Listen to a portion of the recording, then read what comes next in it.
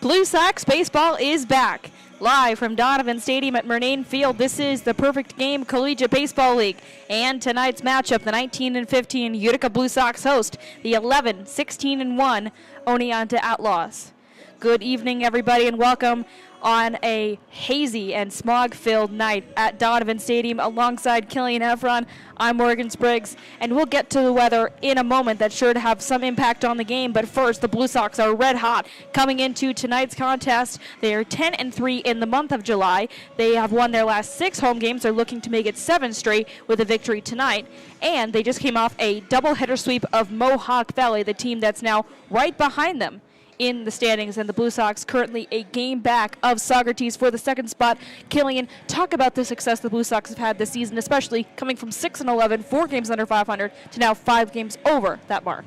Well, as of right now, the Blue Sox appear to be playing their most complete baseball of the year. Their pitching is being complemented by their hitting, which is something we didn't quite see at some point earlier in the year. The hitting would have on days, but the pitching would have off days, and vice versa. But for the Blue Sox right now, the biggest thing is that they have the momentum. The whole team is firing on all cylinders. This is the time for them to make a push and try to catch Socrates to potentially host a playoff game. And you take a look at the standings, Socrates is playing Glens Falls right now, and Glens Falls has already upset Amsterdam earlier in the season, so they have that ability to pull off a shocker. With a Blue Sox win and a Socrates loss tonight, the two teams will be tied in the standings because the Blue Sox have 2 more wins than Socrates, but also 3 more losses. That's courtesy of less rain-out games for the Sox. So taking a look at the standings, Killian, it seems like day by day, win by win for the Blue Sox, that 2 spot and hosting a playoff game in the semis gets more and more realistic for Utica. Absolutely, and with the way Utica's been playing as well, they're gaining a lot more ground than than they used to be gaining. Now, you look at Socrates, obviously they had that huge Mercy Rule victory over the Blue Sox the other night, but those two will face off in a doubleheader coming up later on in the next week or so. And in that situation, that's a huge opportunity for the Blue Sox to make up ground. And if they're able to keep things close like it is right now, they could overtake Socrates in that doubleheader with a sweep. And Utica, we've already seen them sweep Socrates once this year, which happened here at Murnane Field earlier on this season. So the Blue Sox are definitely within reach of hosting a playoff game. They just have to get a couple bounces to go their way. Maybe Socrates drops a game here or there, and Utica's able to beat the teams that they really should be beating. So it will come down to, can the Blue Sox win the games they should, and are they able to take care of business when they face Socrates if they want to host a playoff game here to end the season? Well, the Blue Sox beating Socrates later in the doubleheader would be great, but you got to start with beating Oneonta. And the person on the mound trying to be the stalwart on the bump for the Blue Sox is Mikey First. He's coming off 2 innings of 1-run ball and 5 strikeouts in relief of John Regas in the win over Boonville on Sunday. So it's First going up against a pitcher, Stark, for the Oneonta Outlaws, who's also DHing tonight. So talk about that matchup, what you see. So when you look at Stark, obviously he's DHing as well, so not something you see too commonly. In fact, I believe this might be the first time we've seen that at Murnane Field this season where a pitcher has gone in and hit in the same game. We don't see those two-way pitchers too often. But you look at First on the other side. First, when he's on, he is absolutely incredible. Nobody can really touch him. But when he's not on, things can get a little dicey. He's usually able to get out of situations when he gets into trouble, and he's been a big role player for the Blue Sox this year in terms of getting them out of jams. Like you said, those scoreless innings when he came in relief for Regas earlier on. But for First tonight, I think the big key is just to get ahead of the Oneonta lineup. Get through the first rotation of their lineup easily, and if he's able to do that, I think he'll have a great rest of the night. And finally, we alluded to it in the intro, the sky is going crazy right now. It's a yellow-brown, hazy sky. Killian, tell the audience why it is that way and how it could impact today's game. Well, Morgan, we're looking at wildfires. It's become a staple here in Central New York over the last few years. I'm sure those of you watching this might remember the day 3 years ago when the smoke was so bad that it essentially made everything orange to a point where things that weren't actually orange looked orange. It hasn't come that far to orange. It's more of a yellow, hazy color, but that's coming from Canada? Yeah, we're not nearly as bad tonight as we were that time, but these wildfires are coming from the upper peninsula of Michigan and Canada, and the jet stream's kind of blowing at the perfect angle right now, so it ends up clipping all of central New York. So air quality is going to be a bit of an issue in this one. You might see a little bit of less aggressive base running because in this situation where the air quality is so bad as it is tonight, it can take a big toll on some of these players. It can make it harder for them to breathe in some situations. So in order to prevent fatigue and prevent potential asthma attacks, if we have some players that have them, because that's one big thing that I'm sure most people have heard of, that can be an issue with bad air quality. Right. You might see some less aggressive base running tonight than you normally would. And the Blue Sox are typically a very aggressive team when they're on the bases. So we'll have to see how they adjust their strategy to that. Now, Killian, one last question about the weather.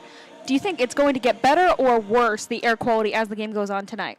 Well, I think as the game goes on tonight, it'll improve a little bit, but not quite to the point where it'll be noticeable. I think we'll be expecting essentially what we have right now for the entirety of this game tonight.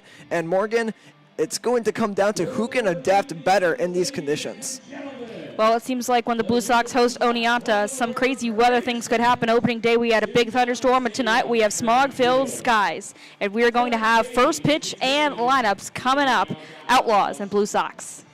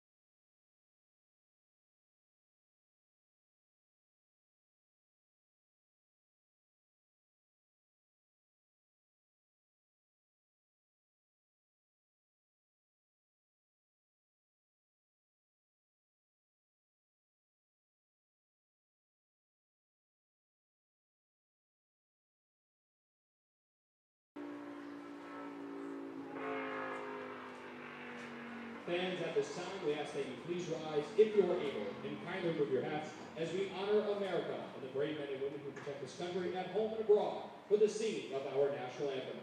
Here to perform tonight, please welcome Brianna Steveotter.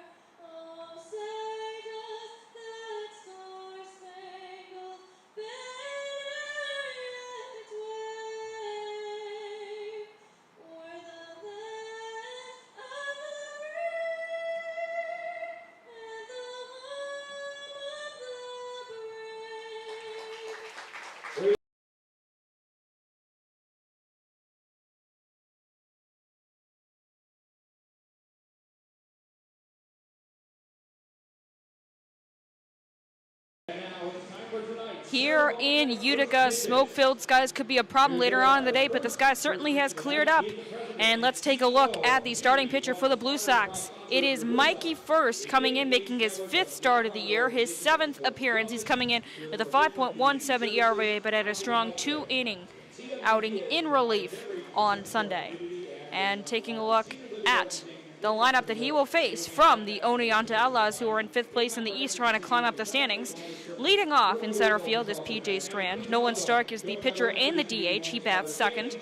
Vincent Duffy, the catcher, bats 3rd, followed by Daniel Tome III, the 2nd baseman, in the cleanup spot. Colton Penner, the 1st baseman, bats 5th. Blake Fortunato is at shortstop, batting 6th. Jack Lockwood, the right fielder, batting 7th, followed by Caden Krause, the extra hitter. He's batting 8th. Zachary Rao, the left fielder, batting 9th. He started on opening day on the mound for the Outlaws against the Blue Sox. And finally, it is Michael Camper, the 3rd baseman, batting 10th. So when you take a look at that lineup against First, what are your initial takeaways, Killian? Well, my initial takeaway is that First is going to have a strong first couple innings here and really get into his groove early on. It's a strong top and middle of the lineup for Oneonta, and obviously the bottom is nothing to sleep on either. But if First is able to get through the first couple innings mostly without problems, and we've seen the Blue Sox do this a lot this year where they'll make their opponents go 1, 2, 3 in the top of the first, he's going to get a lot of confidence through the rest of this game. And I think his performance today really starts on how these early innings go, because if he's able to roll through them quickly, we could see him go a while tonight. The broadcast doesn't do it justice, but the sky really is this weird hazy yellow-gray color coming from wildfires in Canada, and so we'll monitor that as the situation continues. There was an air quality warning coming from the weather alert today, so the crowd is a little thinner than possible due to some maybe not wanting to be outside in the smog-filled air.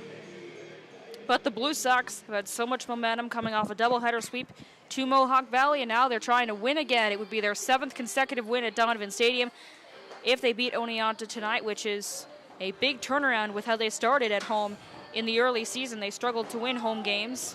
They went 17 days between them from June 1st to June 17th. Well, beating Oneonta might be easier said than done, and as you can see, the lights have now come on here at the stadium before the game starts. And just to give you a sense of how weird this actually looks because of the smoke, it's making the field kind of get tinted blue. Indeed. We have never seen the lights on before the sun sets, and we just saw it. And that has to do with the air quality and the visibility. Yeah, the earliest we've actually seen the lights on this season was in the 2nd inning, and it was a game where the Blue Sox, I believe they were playing the Mohawk Valley Diamond Dogs in that game, as it got pretty dark with a ton of cloud cover, and they ended up turning the lights on early. But we've never had them turn on before the game, though. And what's also interesting, Morgan, I don't know if this is picked up on the camera, but you can also, if you look at the lights that tilt up, that illuminate the bottom of the balls as they fly into the air to help Right. the outfielders track them. You can actually see the smoke getting illuminated, and that's something you usually don't see until late at night when obviously bugs and stuff start flying there, and it illuminates the beams a little bit. So this kind of goes to show how much is actually in the air right now. This game could get real interesting. I mean, when I'm just smelling the air right now, it just feels like there's like a grill going on somewhere, and there's not. At least to my knowledge, it's just the air. So we'll monitor that situation and the air quality throughout the contest, but we're about to get underway. Leading off against Mikey first, it's the center fielder, P.J. Strand. He's one of the best hitters for Oneonta. Making his 19th start this season, he has 2 doubles out of 22 hits, 8 RBIs, and one of 3 qualified hitters for the visitors to have a batting average over 300. Mikey first is ready. And his 5th start of the season opens with a ball down low, 1-0. Blue Sox starting their defense at relatively normal depth, though the middle of the infield is pulled back. 1-0 pitch is swung on and driven into deep left field. Back goes Sweeney, looks up at the wall, and that ball is gone. A leadoff home run for Strand. That's his first bomb of the year, and it's 1-0 Oneonta right away. Well, that is exactly what Oneonta wanted to do right there. We mentioned it earlier. When the Blue Sox have played the Outlaws on the year, they've kind of struggled when facing them because Oneonta's gotten off the quick starts. That's that right there. Strand just absolutely annihilates that ball into deep left field. Honestly, that's probably the deepest part of left, just with how the ballpark is built. A well hit ball, and you're not going to get that one back anytime soon. Here's the pitcher batting, Nolan Stark. He will inherit the DH role when he leaves the game. So a two-way player, Stark all season.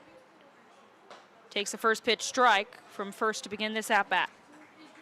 So if you look at the ERA for Stark, it's over 7. His batting stats are a little bit better than that as he takes the ball outside. If you investigate it a little more, it's a .396 batting average for Stark in 15 games played, so that's a very solid sample size. 3 home runs, 3 triples, 2 doubles. Takes one in. For a ball, it's now 2-1.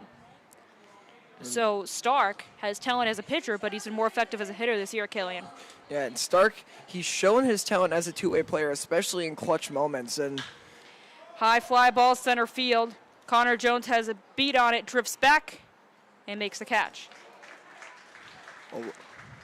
We were talking about how he's a good hitter in a clutch moment right there, and that at that point wasn't exactly the contact he wanted. Jones was able to settle under it and make the easy catch, but it's going to be a tough outing today against this Oneonta lineup. Utica's had problems with them all year long, and the smoke is certainly not going to help. Particularly if you actually look off to the west right now, you can see a heavier band of smoke that's starting to move in. Vincent Duffy moves into the batter's box. The catcher takes a strike, 0-1. So first, trying to respond from that home run and get the Outlaws quickly after that. Duffy, another strong hitter with a .364 average. It's now 1-1.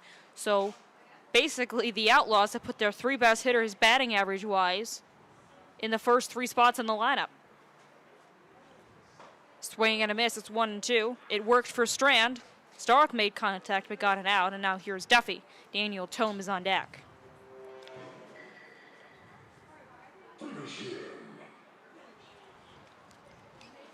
First ready. 1-2 pitch.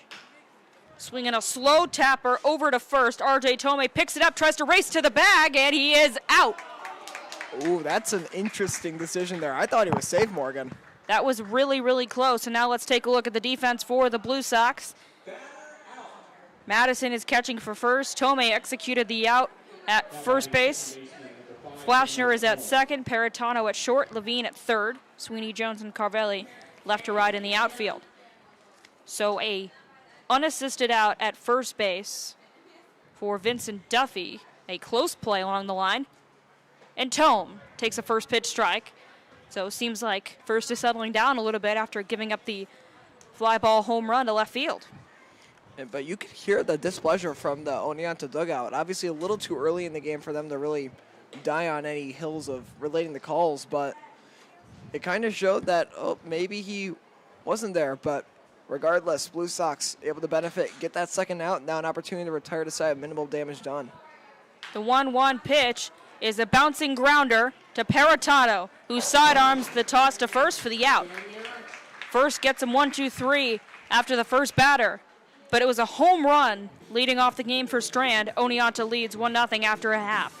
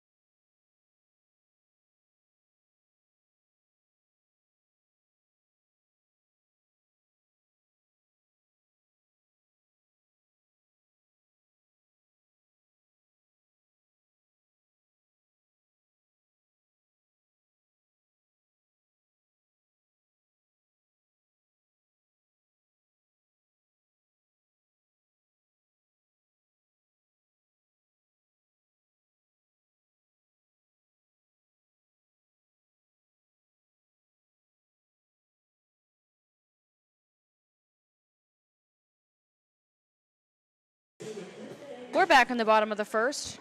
Blue Sox trailing 1-0. Starting pitcher for the Outlaws, it is Nolan Stark coming in with a 7+ ERA, Killian. Well, Stark with 15.1 innings pitched on the year, 1 win credited, 1 loss credited.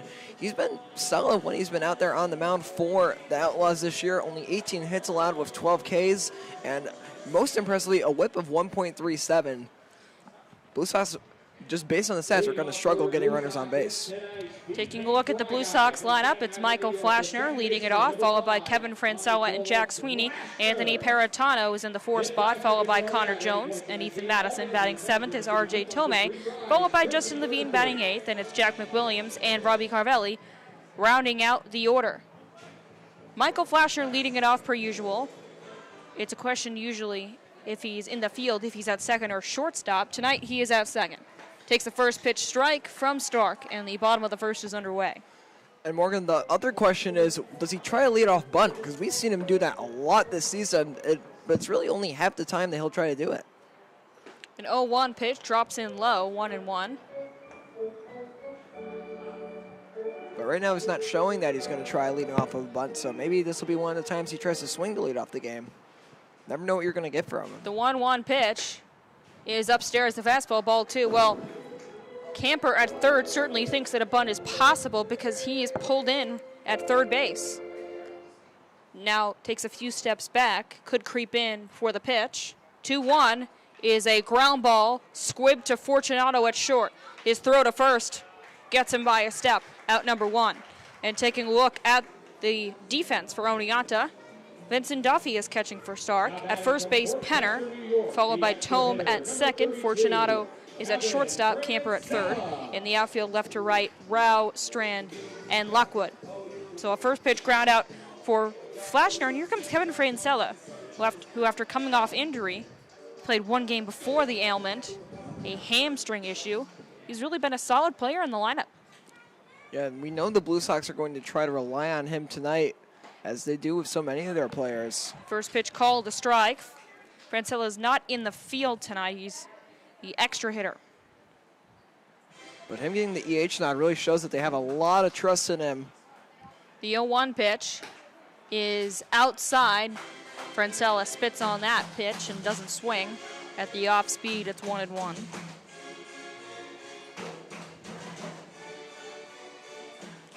Stark taking his time, not going too quick with his tempo here.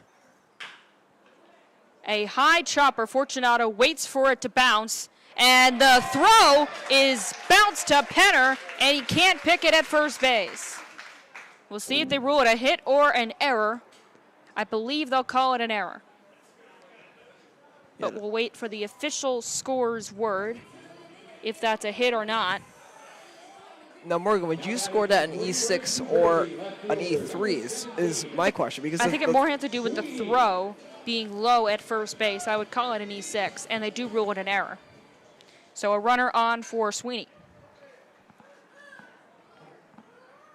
First pitch down low, ball one. Jack Sweeney and Peritano back-to-back in the lineup, as they've often been.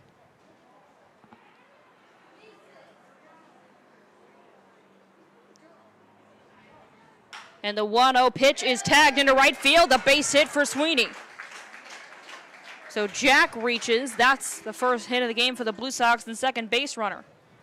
As they look to come back down 1-0, they have a decent shot with Peritano up. And you talk about them having Sweeney and Peritano back to back. It's the two big power bats for the Blue Sox on the year. Each of them tied for the lead in Utica home runs. But Peritano, ever since suffering that injury earlier on, he's been a little more quiet than he was beforehand. He was red hot before getting injured. Just trying to get back onto that pace. Won an opportunity here with 2 runners on and only 1 down. Nolan Stark, first pitch, is hacked foul back to the protective netting, 0-1. So here's Peritano. He's had his power sapped since coming back from injury, but now would be a great time to change that narrative. With Francella on at second, reached on an error, and Sweeney on at first, reached on a single. The Oneonta defense is playing back for the most part. And the 0-1 pitch is spoiled foul to the right side, and quickly 2 strikes on AP. On deck for the Blue Sox is Connor Jones, as Utica tries to respond to the home run by P.J. Strand in the top of the inning with scoring of their own. They have a runner in scoring position, 2 on and 1 out. The 0-2 pitch is in tight, a fastball, 1-2.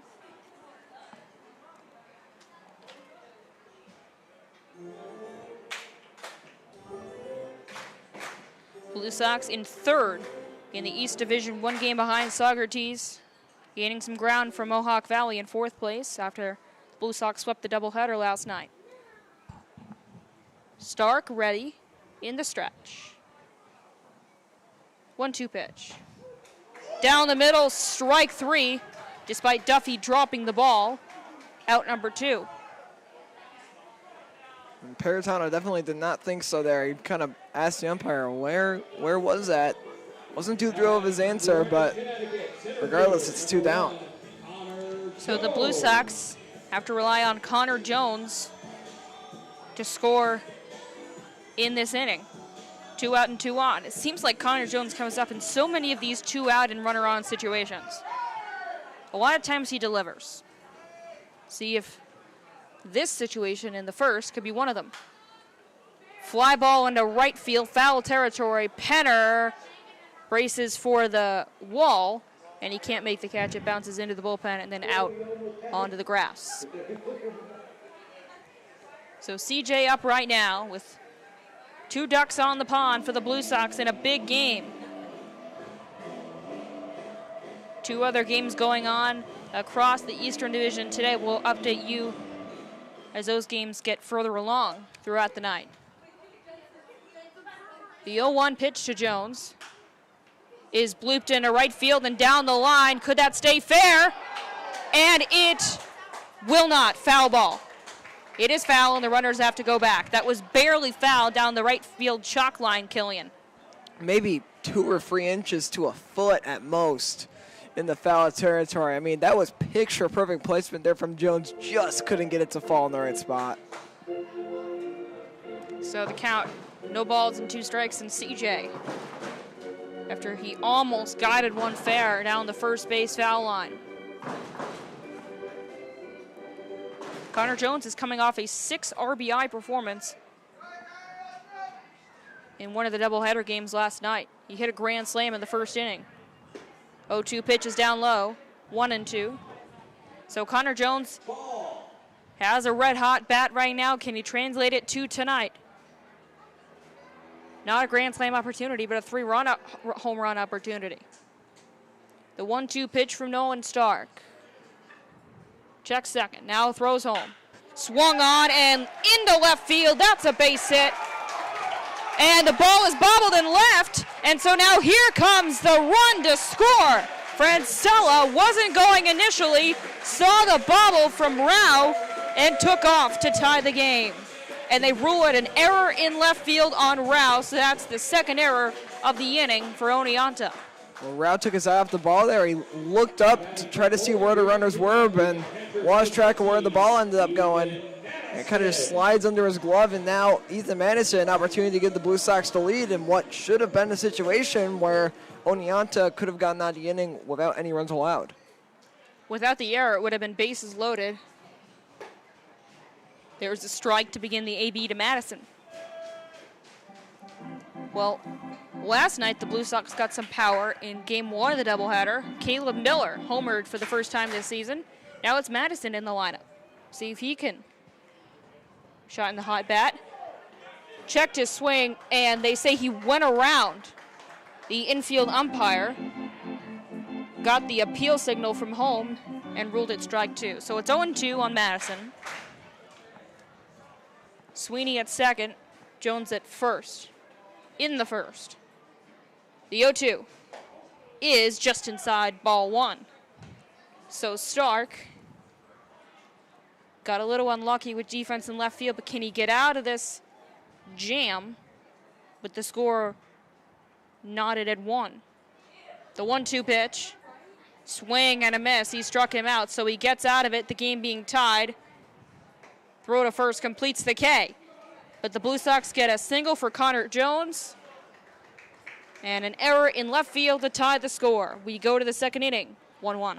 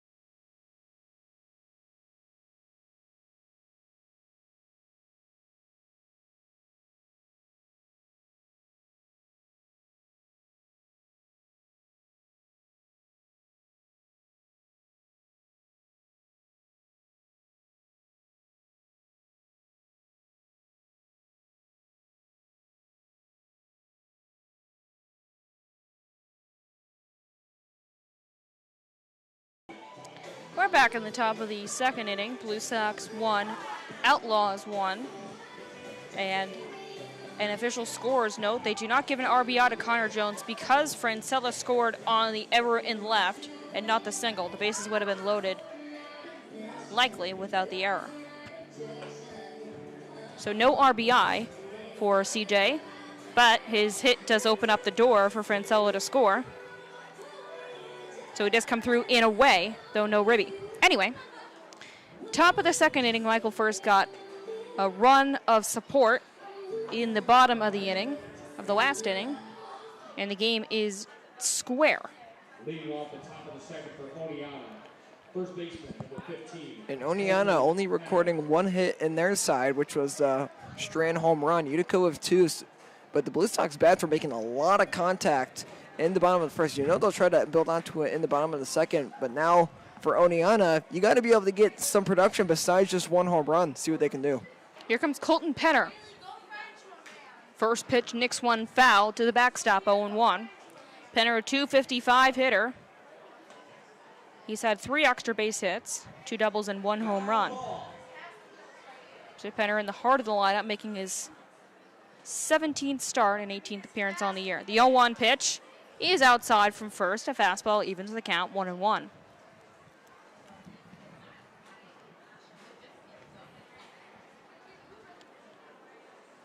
First set.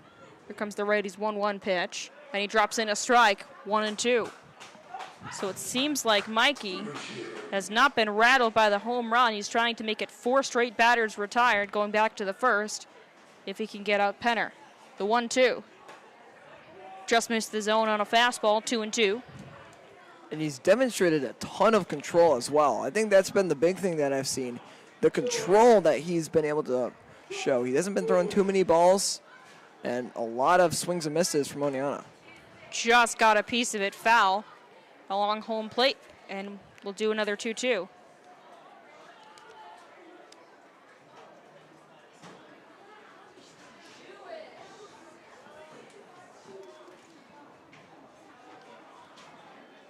The 2-2 drops just low on an off-speed pitch. It's 3-2.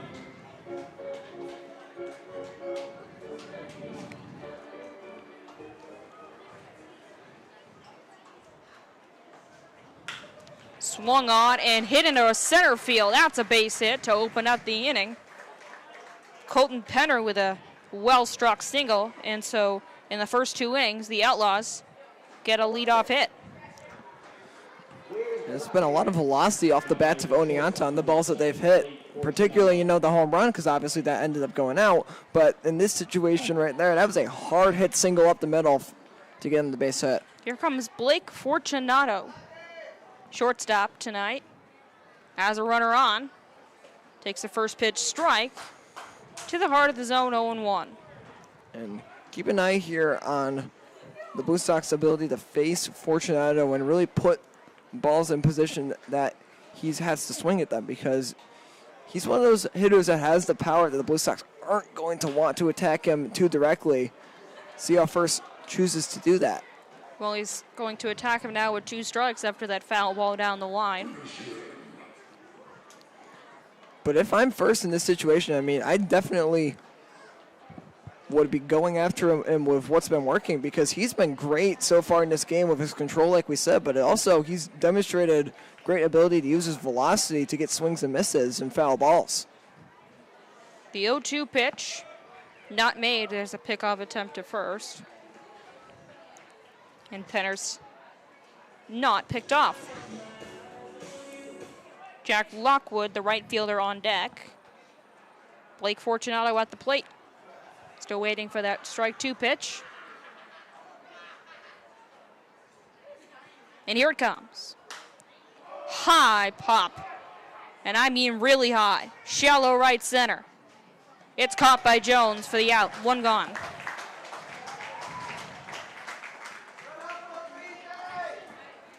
And it's interesting there that the smoke didn't have too much of an effect on the Blue Sox ability to see that ball. Kind of goes to show that the smoke is a lot higher in elevation with the most of it.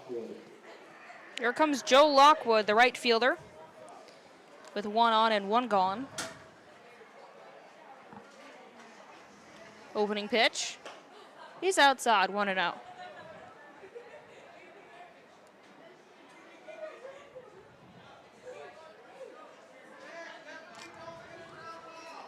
One ball, no strikes, 1 on. Lifted into center field. Connor Jones makes another play. And there's out number 2. So a couple of fly ball outs to CJ after the single was hit towards him. And there's 2 gone in the second inning. And then you also look back into the first, and Jones also had a fly out to him at that point. So Jones has been very active in center field with stuff coming his direction, keeping him on his toes. And you just know the other outfielders for the Blue Sox are kind of wishing that those balls were hit to them, because they've had nearly nothing to do in this game so far.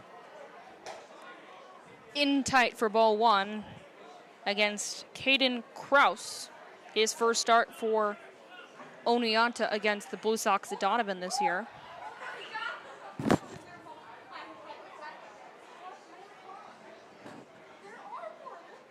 The 1-0 pitch is slightly contacted, but foul, 1-1. Zachary Rowe, who pitched against the Blue Sox in opening day, is on deck. He isn't left tonight. So a couple of two-way players for the Outlaws on this versatile roster. Oneonta 11-16-1. That one draw was against Amsterdam. Pickoff to first is late. So Blue Sox trying to pitch their first scoreless inning and give the baton to their offense to jump in the lead. The 1-1 pitch is low for ball 2. 2-1. It's been a lengthy inning and a half, just a lot of longer at-bats, but it's not because the count's been getting filled up. It's because the pitchers have been taking their time, both first and on the other mound for Oneonta. Stark have been taking a long time to get their pitches off. And I believe that might have been the first pickoff attempt we've seen in this game right there, Morgan.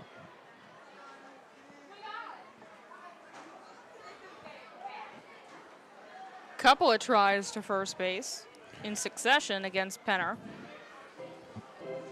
I mean, when you look at Colton Penner, Oneonta isn't a huge stealing team, at least as much as the Blue Sox are. They rely on a couple of players to get most of the swipes.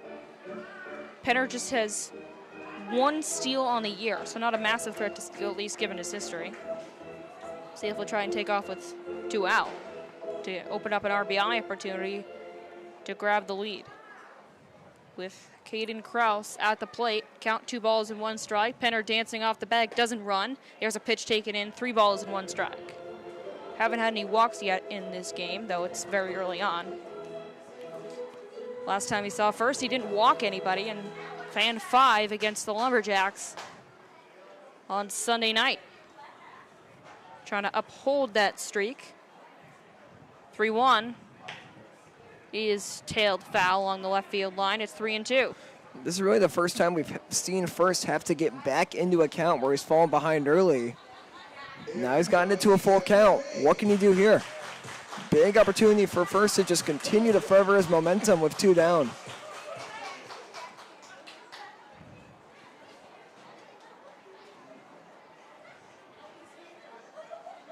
Three and 2. Here comes the pitch. Runner takes off. Ground ball, shortstop, Peritano makes the throw. And that retires the side. First 0 put on the board. Comes in the top of the second for Oneonta. Blue Sox trying to take the lead when we come back.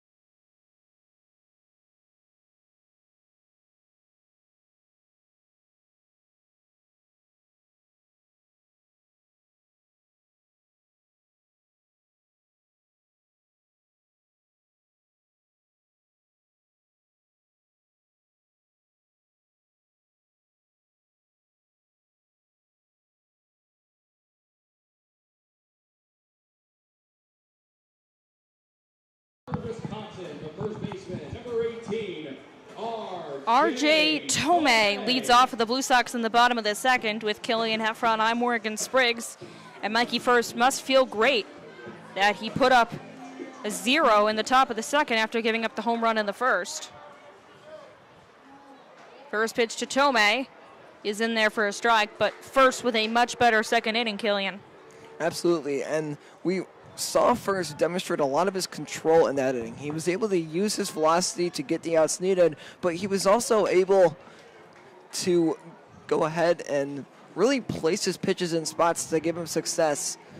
And he appears to have just not been rattled at all by that early homer. He's been nearly perfect since. The 1-1 to RJ is up the middle and through the vacated hole for a base hit. Well, that's what happens when you leave that much of a hole near second base. I mean, Tomei, very good placement hitter, able to place that one to a great spot, able to make his way onto first. Now with Levine coming up. your third baseman. Here comes Justin Levine. He enters the game with a .222 average, but it doesn't tell the whole story. 14 RBIs and 3 doubles for Justin. He's been a regular in the lineup. 23 games played, all starts. First pitch is snapped in for strike 1. Tomei is on the base pass at first, with none gone. The 0-1. Tomei runs. That ball is bounced slowly into center field for a hit.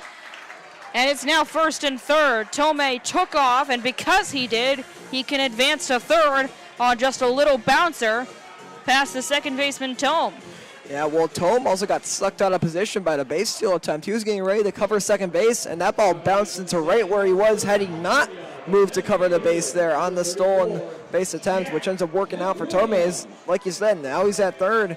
The Blue Sox with nobody down, runners on the corners, and they have 4 hits already in this game, Morgan, with no outs in the second. Just absolutely ridiculous hitting early on from Utica. Utica trying to take the lead for the first time all game. Here's Jack McWilliams. He bunts down the first base line. That gets a run home. Stark takes it himself to the bag for the first out. It's a sac bunt and a run scored for McWilliams. 2-1 Blue Sox.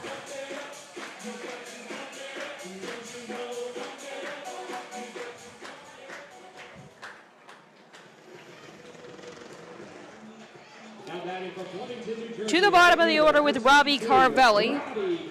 He has a runner on at second. It's Levine who advanced on the bunt. Carvelli in his normal position of right field today.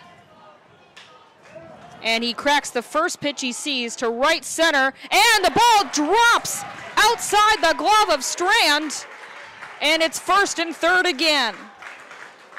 They rule it a hit. And Morgan, I don't have any evidence to back this up, but you can't tell me that the smoke did not play a factor in how that ball kind of just almost wiggled in midair before dropping down away from Strand. You could tell Strand had no clue where that ball was going to go next because it kind of just knuckled in midair. I think you're right. The conditions may have had a hand in P.J. Strand not grabbing that ball for out number 2 and what looked like a harmless fly ball. So now back to the top of the order. Second at bat for Flashner. He grounded out to short his first time up. First and third, 1 gone in the second. Blue Sox up 2-1. And he shows bunt. Snap throw back to first. Safe. Carvelli nearly picked off at the bag. It was a close play, a bang-bang play on the first base pillow. But Robbie gets back in safely. Carvelli this season just 1 steal. He is at first. Levine is at third base. The 0-1 is just outside, 1-1. Looked to be a good pitch from Stark, but he didn't get the call. And if Flashner is able to kind of hit anything into opposite field on the ground, it would be a very tough play just because of how they're oriented right now. They're really trying to keep the runner on third. Expecting that bunt like that into right left there. field, base hit, and the runs keep coming for the Blue Sox in the second. That is an RBI double for Flashner down the third base line, scoring Levine. 3-1 Utica.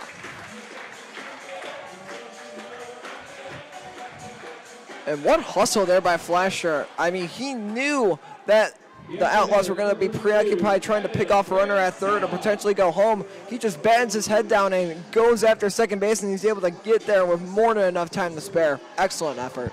Well, here's Kevin Francella, reached on an error his first time up and scored later. Takes the first pitch, ball, curve in the dirt, 1-0. So now the Blue Sox have 2 in scoring position, trying to increase their lead, which now sits at 2.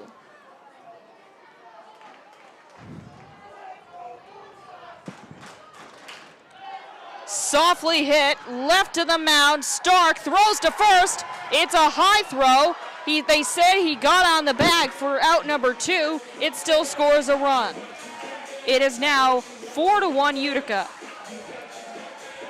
And the Blue Sox are lucky they knocked that one into the dirt before it kind of popped up there, because that would have potentially been a double play with how quickly the runners took off. Left fielder, number 17, Jack Sweeney. So a nice throw by Stark, though it was a tad high.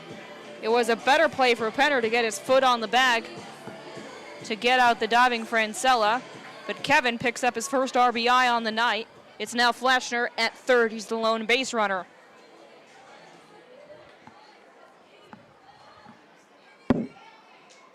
Doug Dillette's coming out and talking with the umpire. Had a bit of a discussion, but doesn't seem to be any further issue, and the game continues. Jack Sweeney, his second at-bat of the night, 1 for 1 with a single. First pitch, curveball in there, strike one. So Nolan Stark now in another tough situation with a runner 90 feet away. The 0-1. Down low, ball one. Stark was spotted with a 1-run lead in the bottom of the first, gave up 1 run, helped by an error. Second at the inning in left field, and then 3 runs in this inning, at least. That's in tight, a fastball. Near the jersey, 2 balls and 1 strike on Sweeney. Now Stark all of a sudden starting to struggle with his control, throwing a lot of balls too far inside or outside, just can't find the zone. 3-1 now. And you're right about not finding the zone. It's interesting, the Blue Sox haven't taken a walk all game, but they've come close a couple times, and this is one of those times. They've more often than not just made contact instead of getting walks. 3-1 pitch, swing and a miss. Nice breaking ball from Stark, and the count fills up. Well, Morgan, if he were to walk here, it would be the game's first walk between both teams. Coming in the bottom of the second, both pitchers have demonstrated great control so far, but the hits have come for the Blue Sox. It's foul to stay alive for Sweeney. Still 3-2.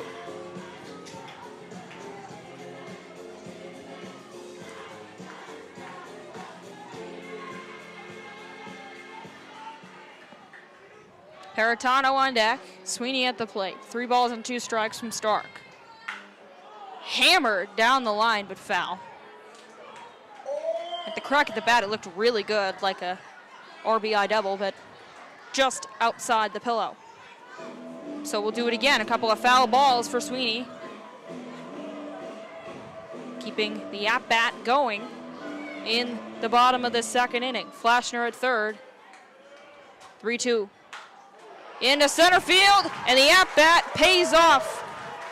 RBI single for Sweeney. Flashner scores from third. It's 5-1 Blue Sox, a 4-run inning. Well, it's a nightmare inning for Oneonta right now. They just can't get anything going defensively. Every time they've recorded an out, it's still managed to advance Blue Sox runners and put Utica into a better position, and they can't get this third out. Jack Sweeney fouled off a couple of pitches in a row, and you wondered, would this lead to anything good? Would he find a pitch he wants to get an RBI hit? He did. So all the effort and staying alive results in the 5th Utica run.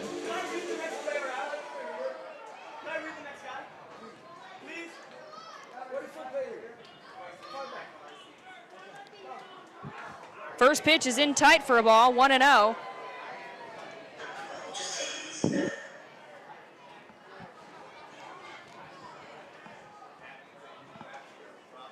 Anthony Paratano, the hitter.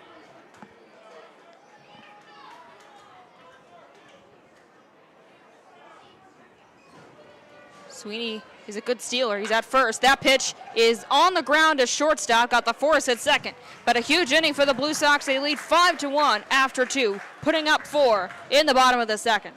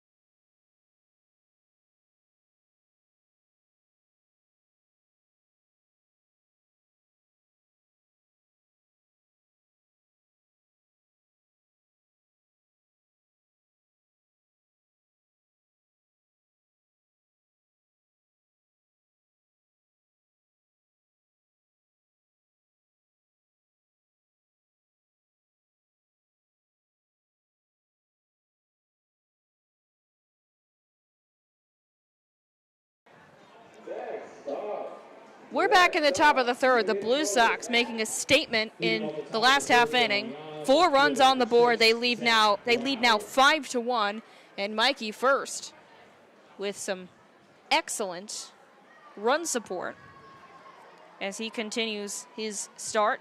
Zachary Rowe leading off.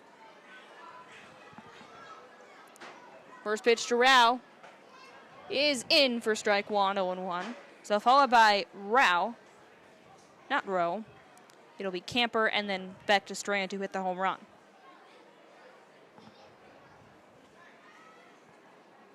Swing and a miss, 0-2. No strikeouts for first through 2 innings. But after a leadoff single by Penner in the second inning, he got 2 flyouts and a ground out to retire the side with relative ease. The 0-2 pitch, and Rao lifts one into left center field. Sweeney undercuts Connor Jones and makes the catch for the out. And Morgan, I didn't know that anyone besides Connor Jones could make catches in the outfield in It this looked game. like he was about to make another catch, but then Sweeney said, nope, that's mine. I'm sure Sweeney just wanted something to do at this point. He did. He's like, I'm just standing there. I need something to do. I don't want to keep breathing this smoke without getting some exercise. Again, just to reiterate, there's not a ton of smoke in the air, but it is those particles from Canada. A half swing foul for Camper in the 10 spot. So Sweeney makes the catch for out number 1. And here's Camper. First at bat of the game for the third baseman. And he looks at an 0-1 pitch, a little under the knees, ball 1. Lone run for Oneonta came from the bomb by Strand. It's now 1-2 on a cut and a miss. PJ is up next, but first it's Camper in a 1-2 hole, and the Taco Bell promotion will activate with strike 3 here. The pitch is in there for strike 3 on the inside corner. Strikeout number 1 for first, and it gives the fans free tacos.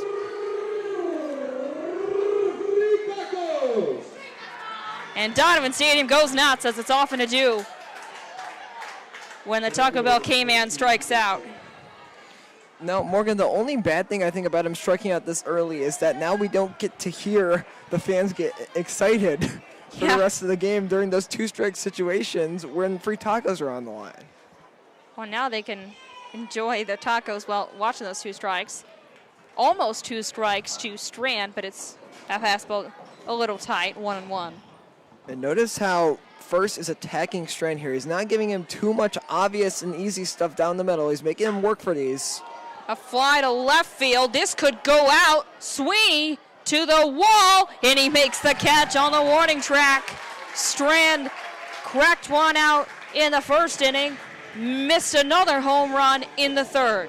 We go to the bottom half of the inning. Blue Sox up 5-1.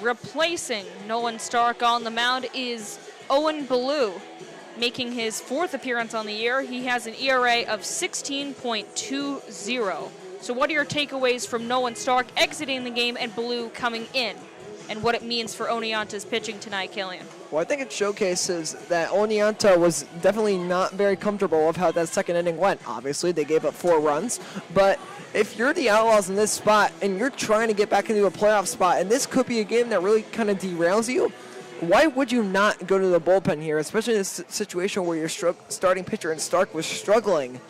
I think it's a good move, but we'll see how it pulls off with Ballou on the mound. Nolan Stark will stick in the DH spot for the rest of the game, but his pitching outing is done. Here comes Connor Jones. He leads off the 3rd inning, one of just 2 batters, him and the next hitter, Madison, to not hit in the 2nd, where the Sox put up a 4 spot.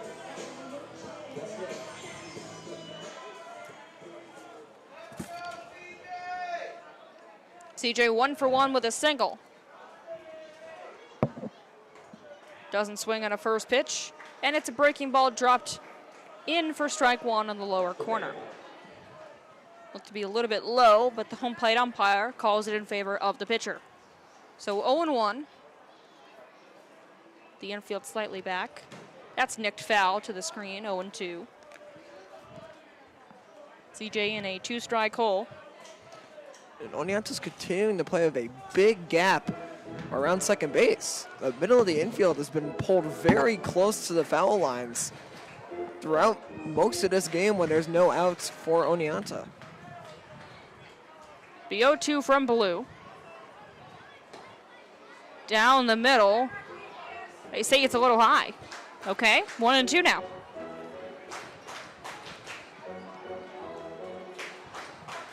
Looked to be a pretty good pitch, but just a tad high, said the ump. So now 1-2 to Jones. That's down in the dirt. Ball 2.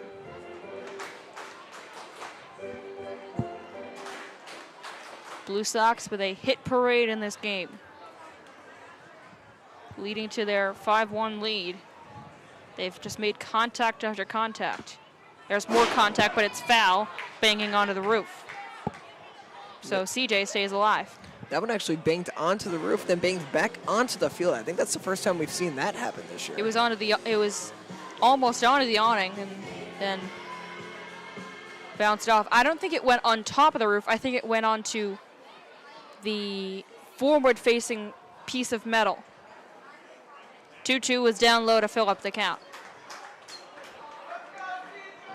So Jones trying to open up the inning with a walk or get on base in some other way.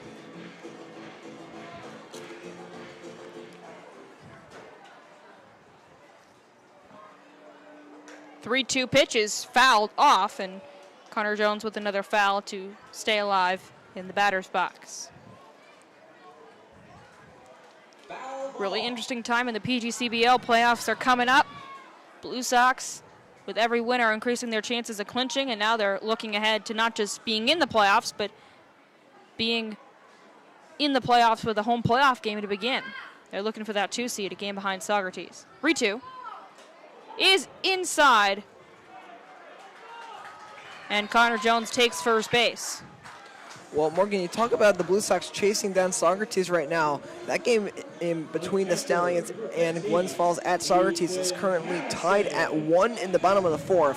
Amsterdam currently leads Boonville 3-0 in Boonville in the top of the 4th, and those are the only other 2 games going on in the Eastern Division tonight. There's a big Batavia-Jamestown game going on in the West. Those are the top 2 teams in their division. Winner of the East could very well see one of those 2 teams. Madison gets hit on the back, and he reaches first base on the HBP. So they rule Connor Jones to be hit by that 3-2 pitch, and so he is on base at second, and Madison is at first. And Morgan, you talk about that Batavia-Jamestown game. That game's currently in the top of the 4th. Batavia, who's on the road right now, is currently up 6-0. So it's been a big start for Batavia in that one. Definitely not the way Jamestown's wanted that one to start out. So back-to-back HBPs for Owen Ballou. And now a first pitch, ball 1 to R.J. Tomei. He singled and scored in the second. But you mentioned Glens Falls and Saugerties tied at 1, Killian. The Dragons have already upset the Mohawks earlier this season. They have a propensity to play tough against these top opponents in the division. The 1-0 drops in for a strike from Blue. Nice pitch to even up the count. So I'm sure all Blue Sox fans want Glens Falls to win today. And the Blue Sox are going to be very familiar with Glens Falls. They face each other numerous times here in this last stretch of the season, so Utica's going to have to get by them as well. 1-1 to Tomei. Runner takes off from second. That ball is foul. So Connor Jones has to go back to his base. Looks like that was barehanded there by the third base coach, and the Blue Sox dugout very appreciative of that fact, giving him a couple cheers. Kind of reached out and snagged that one. Nice job, Luke Schulte.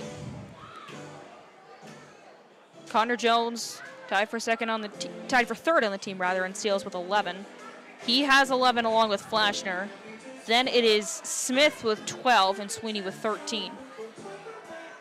So CJ was taking off on that 1-1 pitch, but has to go back to his original bag due to that batted ball being foul. Tomei at the plate.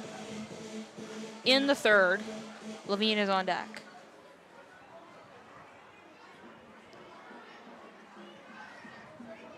The 1-2 from Blue. Runners hold. That pitch just misses inside to even up the count, 2-2.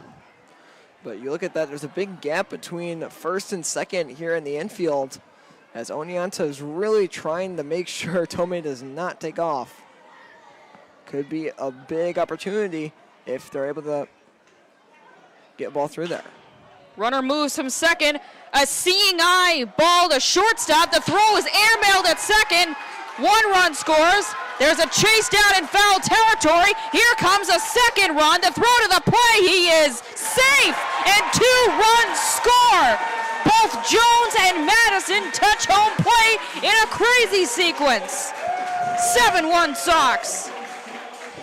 Now, Morgan, I'm a little confused as to how Oneonta didn't manage to get the tag there. I mean, the throw beat him by a good 1.5 seconds. Just must have been able to avoid the tag barely. Great base running from the 2 Blue Sox that got hit by pitches and were able to come in and score. Absolute insanity. There's an error in there as well, as the error count for Oneonta's moved up to 3, but I wish we had some way to see how on earth he managed to avoid that tag. Insanity at the plate. Excellent base running by Ethan Madison. R.J. Tomei is now at second base. That ball is down low to Levine as we try to unfurl all the chaos up here in the booth. And there was also no argument from the Oneonta dugout, which means that at ground level they probably did see that. Maybe there wasn't contact made. Just an insane play, and the Blue Sox still nobody down. And he gets hit on the head. My goodness. Third hit by pitch of the inning. And Justin Levine is down on the ground.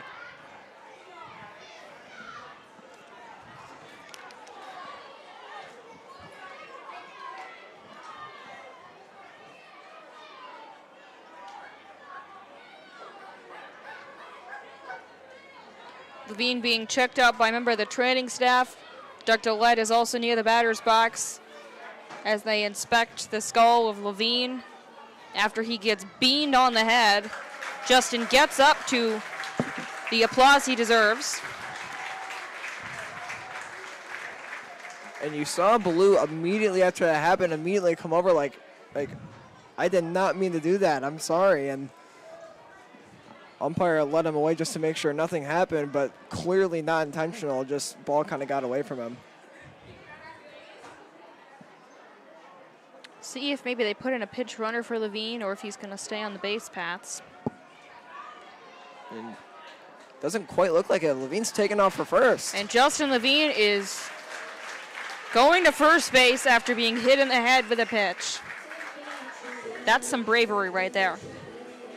Being a batter is not always easy. Of course, Owen Ballou didn't mean to do that, but it certainly happened. And Levine, in a scary moment, gets up and continues on in the game. You have to appreciate that. But this is now 3 of the last 4 batters that have gotten hit.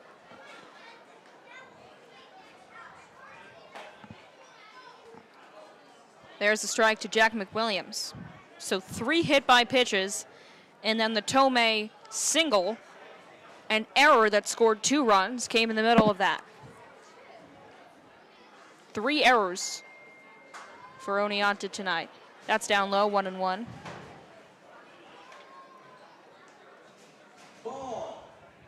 So the count 1 ball and 1 strike to Jack McWilliams. Still none out in the inning, and the Blue Sox have 2 on base.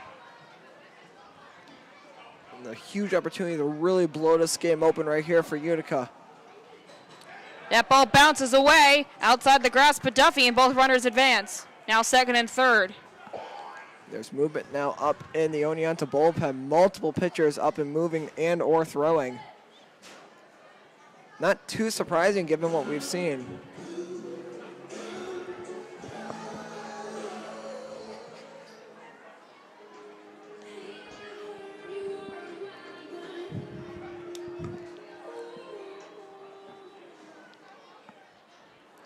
One blue set. 2-1 pitch. He is in tight, ball 3. Blue has not walked anybody in this inning. It looked like it could have been ball 4 to Connor Jones, but he just clipped him on that inside pitch to open up the third. First of 3 struck batsmen. 3-1 now coming to McWilliams. And that is outside. He walked him. Ball 4. And the bases are loaded with nobody out.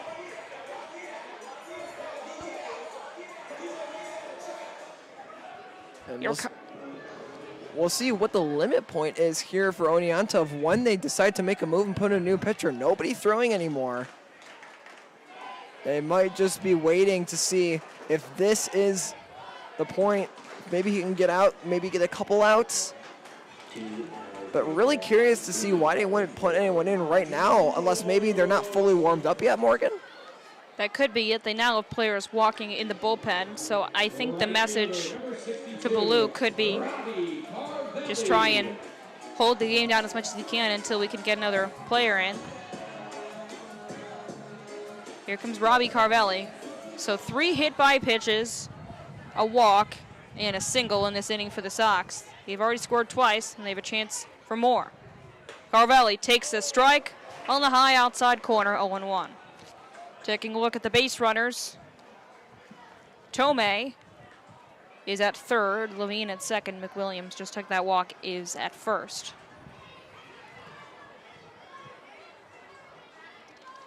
The 0-1 drops in a little bit low into the glove of Vincent Duffy, 1-1.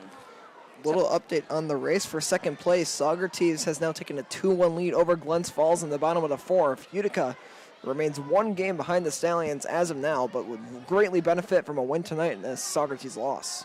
Blocked low by Duffy, a nice play by him as the count shifts to 2 balls and a strike. With Blues' control problems in this inning, it would seem wise that the Blue Sox just try and take what they can get, not trying to expand the strike zone and chase at pitches they know could very well be thrown away. 2-1. That snapped in for a strike. Good pitch by Blue, and it's 2-2. 3 on, none out. Dream scenario for a batter.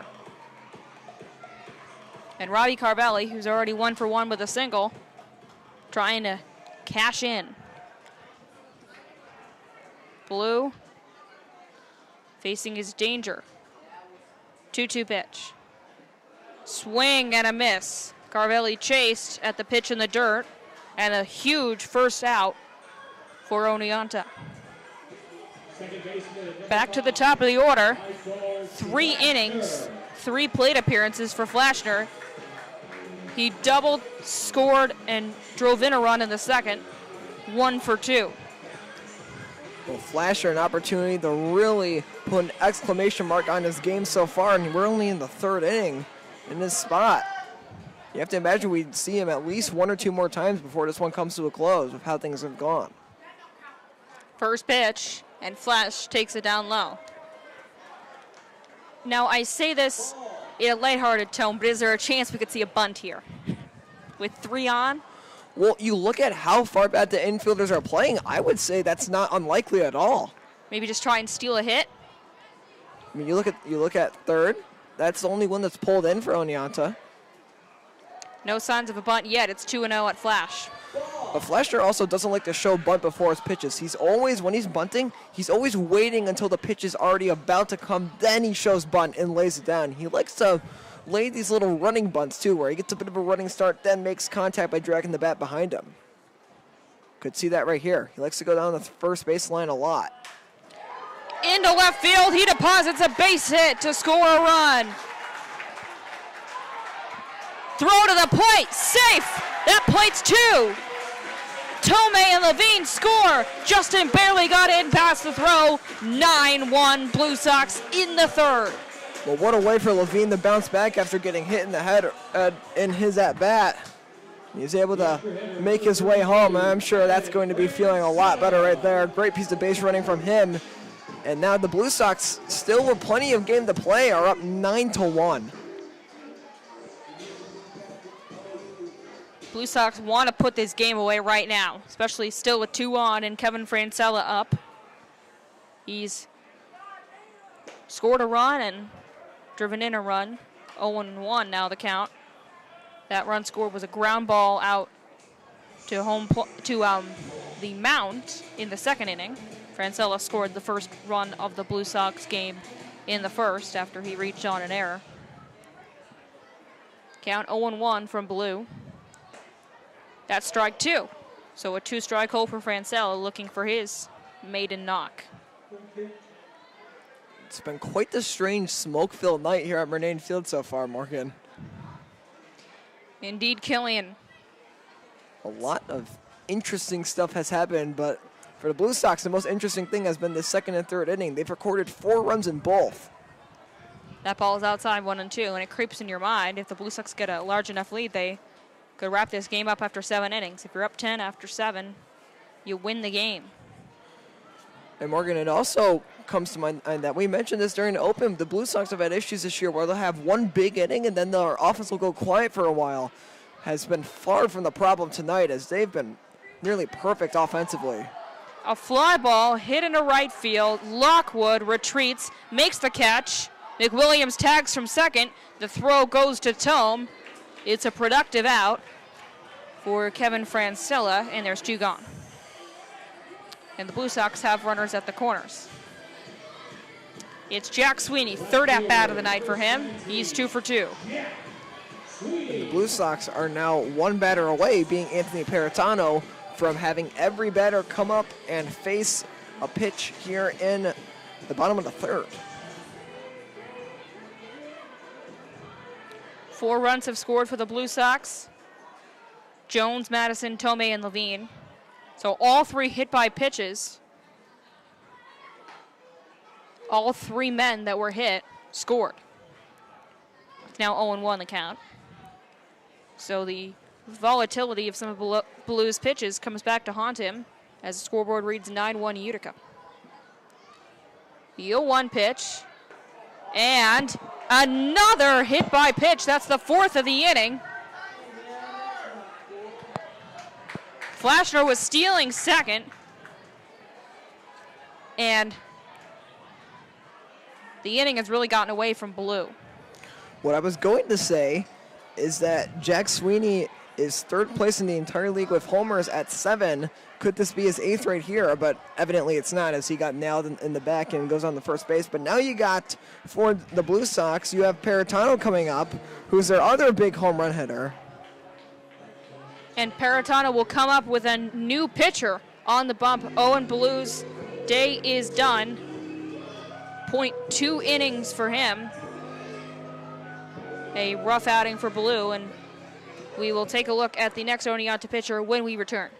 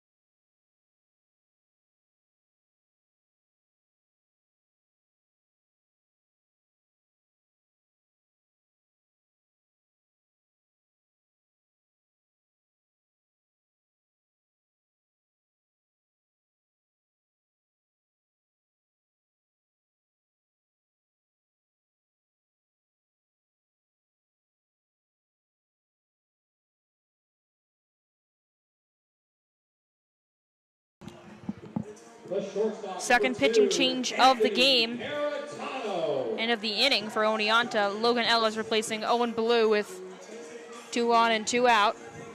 And Anthony Peratano bats, meaning that every hitter in the Blue Sox lineup has come to the plate in this inning. Peratano 0 for 2, strikeout and a fielder's choice out. First pitch is fouled along home. Trickles behind home plate.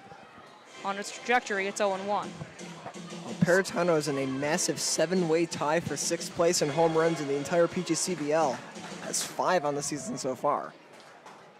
He'd love to break that tie right here. 0-1. Outside, 1-1. Ellis coming in with an ERA over 11. Trying to clean up the mess.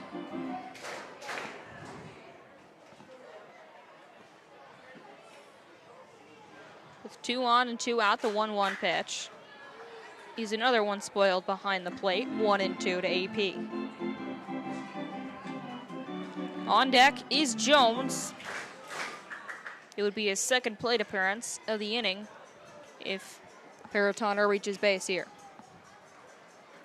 4 runs in this inning, 4 runs in the last inning for the Blue Sox. They lead 9-1.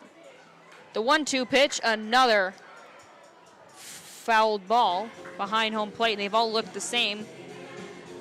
Peratano pulls that bat over his chest, and the ball goes behind him to his left.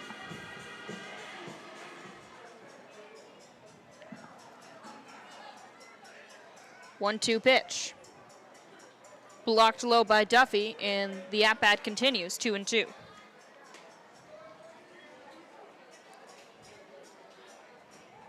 Owen Blue, 3 earned runs for him, 4 runs total allowed. He walked 1, hit 4 batters. And he was responsible for the runners on. The 2-2, fouled again. And the at-bat continues. So Anthony Peratano with a pesky at-bat against the new reliever. We've seen plenty of those all season for the Blue Sox. A highlighted one today was Jack Sweeney fouling off pitch after pitch, and then he hit a single into center. See if Peratano can do something similar on this 2-2. He takes ball 3, bounced in the dirt. It's 3-2. And for Peratano right here, I think the big question is, do you trust the new pitcher to his first at-bat of the game to be accurate, or do you just swing away? Let's find out. Both runners move on another fouled ball. This time travels a little more down the line instead of sticking right at home plate. Double steal tried to be executed by Flashner and Sweeney, but doesn't materialize. Well, why not? I mean, 3-2, 2 outs. You're not really going to lose anything. Both runners move again, 3-2. And a high fly ball struck well into center. Back is Strand. He circles under it and can't make the play. The Smog impacts another fielder for the Blue Sox. Peratano on his way to third. A mistake for Oneonta cost them 2 more. Scoring is Francola. Make that Flashner and Sweeney. A base-clearing triple. Unbelievable. 11-1, Utica. And the Blue Sox, now, if we're talking mathematically, have now increased their run totals in each inning in 3-run increments. They had 1 in the first, 4 in the second, now 7 in the third. They lead 12-1. But like Morgan said, that seemed like a ball that just kind of got either impacted or something by the smoke up there, because you saw with how the center fielder tracked back, it kind of moved on him while it was in the air. Correcting the score, it's 12-1. Bases clearing hit for Peratano. It's 0-1 now, the count to Jones. It is 12-1. We are officially in run rule territory. The 0-1 pitch. 1-1 now. But we also should mention that there's plenty of game left to get to that point. You got to get to the end of the 7th inning. Yeah. So there's plenty of time for Oneonta to make things interesting. Utica's not taking this game by any stretch yet. They got to stay on top of it. Guided to short. Fortunato's throw gets him. A massive inning for the Blue Sox. They score 7 and lead 12-1 through 3.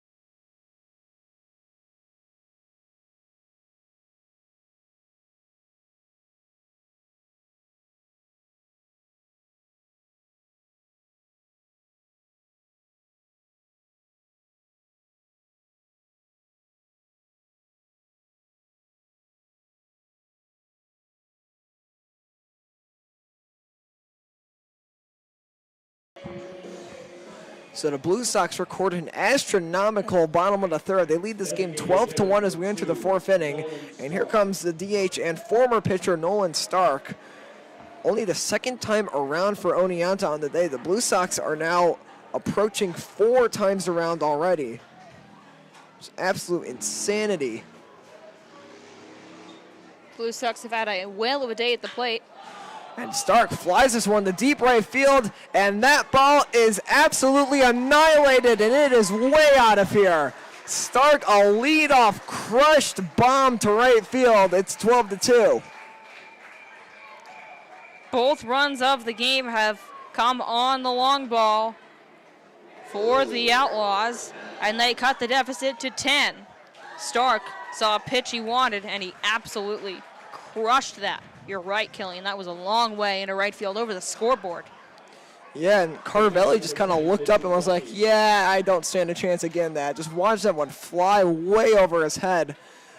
So Stark hits a homer. It remains a 10-run game, or excuse me, it is now a 10-run game instead of an 11-run game. Still a lot of work left to do for Oneonta, but it proves they still have life as Vincent Duffy comes on up. And the catcher grounds this one to Paratano at short. His throw to first is in time. And so down goes Vincent Duffy, who's now 0 for 2 on the day. Second baseman number 5, Daniel Tome. So here comes Daniel Tome. He grounded to Paratano back in the top of the first. So first has made a couple of mistakes, Killian, but otherwise it's been pretty good. Just 2 home runs allowed. Everything else has been very soft contact. But it's also worth noting that it's been a while since First was up there on the mound, so maybe he lost a bit of his heat, so to speak. And certainly possible. That was definitely his wake-up call there, if so. There's the 0-1. That pitch misses 1-1. The second baseman, Tome, 0 for 1 on the day. Trying to continue things here for Oneonta.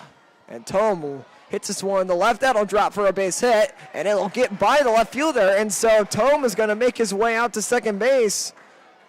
And a weird bounce gets by Jack Sweeney. So we'll see how they rolled that as, because Sweeney reached his glove out and couldn't quite get to it.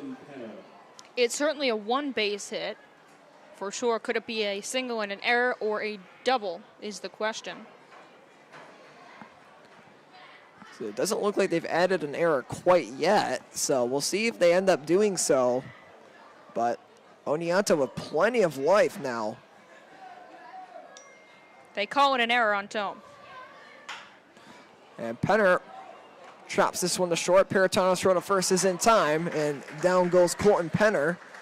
The first baseman already had a single on the day, but wasn't able to game one that time. And down he goes. So here comes Blake Fortunato now, the shortstop.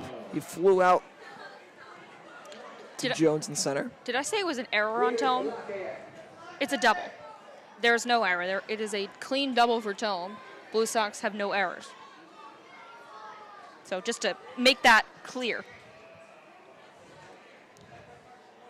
So Tome in scoring position here as Fortunato pops this first one up, and that one is going to land way out of the ballpark, 0-1.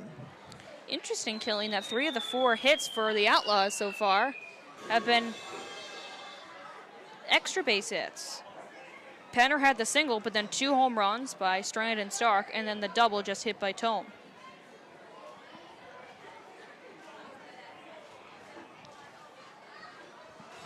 Here's the 0-1 to Blake Fortunato. The shortstop already with 1 flyout on the day, and he pops this one into foul ground. Moving on over for it, and making the catch while backpedaling was Justin Levine. And that will retire the side. Oneonta puts up 1 on the long ball, but it remains a 10-run game. Utica leads 12-2 after 3.5. Don't go anywhere.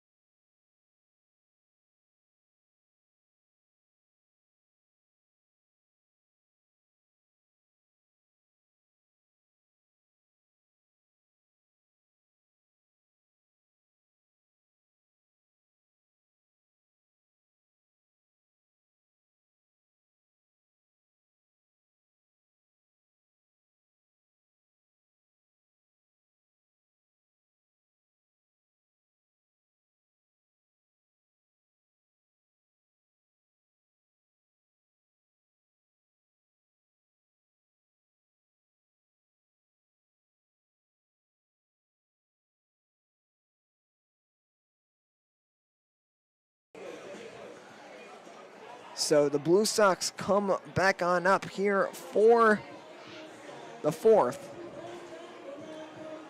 After a 7-run performance in the bottom of the 3rd, they concede 1 in the top of the 4th. And Ethan Madison, the catcher, is the first one up. Madison, the 6th man in the order. On the day, he's gotten hit by a pitch and struck out. And he grounds that first one foul, 0-1. It's a product of how many runs the Blue Sox have scored that these batters are getting a ton of at-bats. This is the 3rd plate appearance for Madison. And it should just keep on coming. But the Sox just get a lot of chances to add on here. Logan Ellis in at pitcher here for Oneonta, but it's not inconceivable to think that the Blue Sox could potentially have a couple players like Flasher and Francella come to the plate 4 times in the first 4 innings, which is just absolutely absurd, and it shows how successful their offense has been today. The count is 1-2 here to Ethan Madison. After him, it's RJ Tomei, and Madison puts this one in play. It's a tough play. The throw, the first won't come, and so it's an infield single for Ethan Madison. Michael Camper came in to play that one for Oneonta, but he elected to not risk making that throw as he was in a bad spot. That was a good job by Camper, noting that he would have no chance to get Madison. He did not want to have a bad throw to first. That would give Ethan the opportunity to go to second and put a runner in scoring position. Just kind of have to eat it and understand that that's just an infield hit that can happen sometimes when he plays the ball that way. So here's the first baseman, Tomei, and he's got that one down for possibly a base hit. We'll see what they end up scoring it as. If it is a base hit, that would be his 3rd base hit on the day. He's singled and singled, has 2 runs and an RBI coming into this point, and does not look like they scored that as an error. So that's the 3rd single on the day for RJ Tomei. He's 3 for 3. This brings up the third baseman, Justin Levine, who's singled and got hit by a pitch and scored 2 runs already in this game. The entire lineup today for the Blue Sox has been just stellar in terms of offensive production. You look at everyone, and everyone's contributed in some way, shape, or form, whether it being a run, a hit by a pitch, or maybe even an RBI. First pitch to Levine in there for a strike at 0-1. Ellis trying to keep this game somewhat under control. It's a 12-2 Blue Sox lead. And that one's in there for a called strike on the outside edge, 0-2. So after 2 consecutive singles, Logan Ellis trying to make sure that the Blue Sox will at least have 1 out. Ellis checks back on second base, and here comes the 0-2. That one bounces down into the dirt. The runners will not advance. Or should I say bounces down to the turf, as there's no dirt here at Murnane Field. I say dirt all the time as a substitute for the turf, Killian, so I'm sure you can say dirt. It certainly has the feeling of dirt. I mean, it is brown painted turf technically, so yeah. It's dirt substitute. You could argue either way. 1-2 here to Levine, and he flies this one foul out to the right, and so we'll do it again. One thing's for certain, the Blue Sox offense has been put up a complete effort so far in this game, continuing to get hits, even though they've not recorded a run yet in the bottom of the 4th. However, they have nobody out. The 1-2. This one is flown into shallow right center. Almost everybody moves in on it before everybody peels off, and the catch is made by the center fielder, P.J. Strand. Strand's had a couple of unfortunate adventures for him in center field. That one wasn't as tough of a play, and big first out for the Outlaws, trying to keep this game right where it is. So here comes the DH, Jack McWilliams. He has a RBI sacrifice bunt and a walk and a run scored on the day so far. His 3rd time up to the plate as he sits in the 9-hole. Robbie Carvelli is at number 10 in the order after him. Madison at second, Tomei at first. Both reach on singles. They both take off trying to steal, and caught at second base looks to be R.J. Tomei. Or they signal for the out, and now Tomei comes off the base. So 1 caught stealing on the attempted double steal, but Madison was able to get in safely.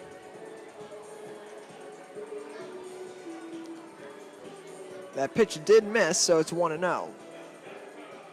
Just a runner on third now. With 2 down and an opportunity all of a sudden for Oneonta to get out of the side with no runs conceded. It would have been the first time they were able to do that today, but this one's hit in the left for a base hit. It's an RBI for Jack McWilliams as he brings on in Ethan Madison. And Robbie Carvelli will now come up to the plate in a 13-2 ball game. There's a hard ground ball that got between the third baseman and the shortstop. Blue Sox just playing a complete offensive game right now, Killian. They're just finding ways to put runners on base. Now 3 hits in this inning. It has been a total blitz that this batting core has done on the Eastern Division. This is yet another game where they've scored double-digit runs. It feels almost Amsterdam-like in nature. They are certainly getting up there with the Mohawks in their offensive capabilities, at least in this last week or week and a half. Carvelli on this game so far has a single and a strikeout. He's the only Blue Sox starter today that has not recorded an RBI or a run, as he flies this one into right, and settling under that and making the easy play is the right fielder, Jack Lockwood. So that retires the side, but the Blue Sox are able to put a run on by. They lead 13-2 following 4 innings of play. Oneonta looks to try to climb out of this hole when we come back in the top of the 5th. Don't go anywhere.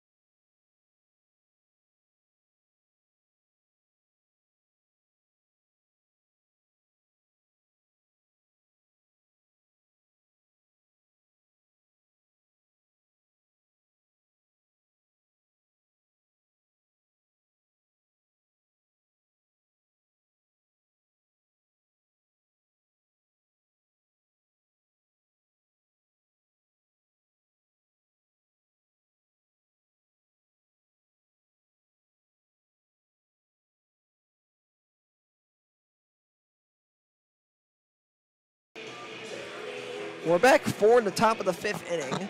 Oneonta coming up trailing 13-2 in this ball game. The Blue Sox with 13 hits, Oneonta with 4, and the Outlaws own all 3 errors in this game. Jack Lockwood up to the plate. He flew out to center so far. Oneonta still looking to complete their second time around the order.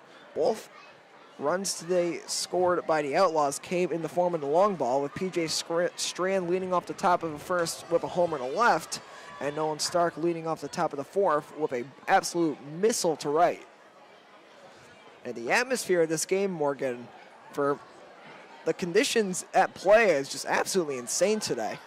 You're right, Killing. We've had a ton of enthusiastic fans coming from all over, some of us trying to get our attention in the rows in front of us throughout the contest, but it just goes to show that everybody's into Blue Sox baseball.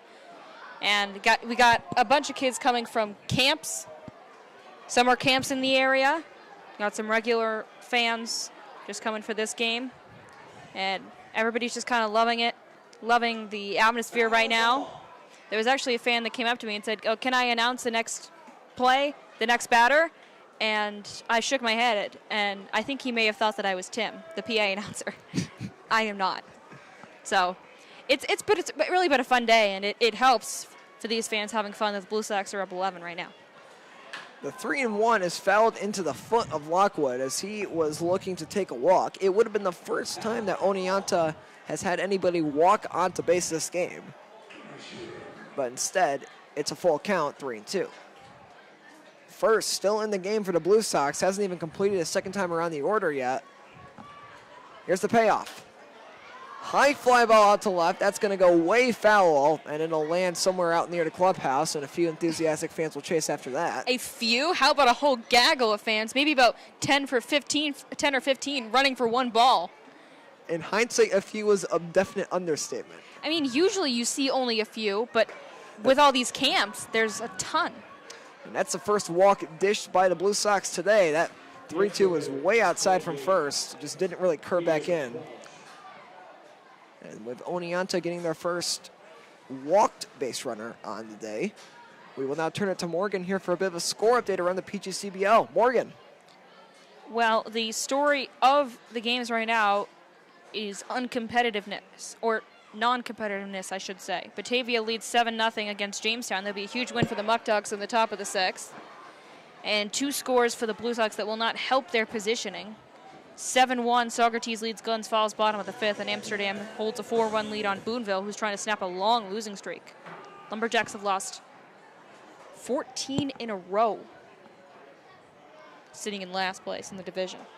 Caden Krause, the EH, is at the mound now. He grounded to short in this game so far. He has Lockwood at first base and nobody down, but he swung through that pitch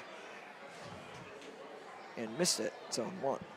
So the thing is, for the Blue Sox, it's unlikely that Socrates or Amsterdam will lose tonight, just given the score. But if they hold on and win today, status quo will remain the same, and they'll keep up with the top 2 in the division. And it looks like we have 2 games postponed in the West, as the count changes now on that pitch. But Auburn and Niagara, officially, it says on the website that it's a postponed game.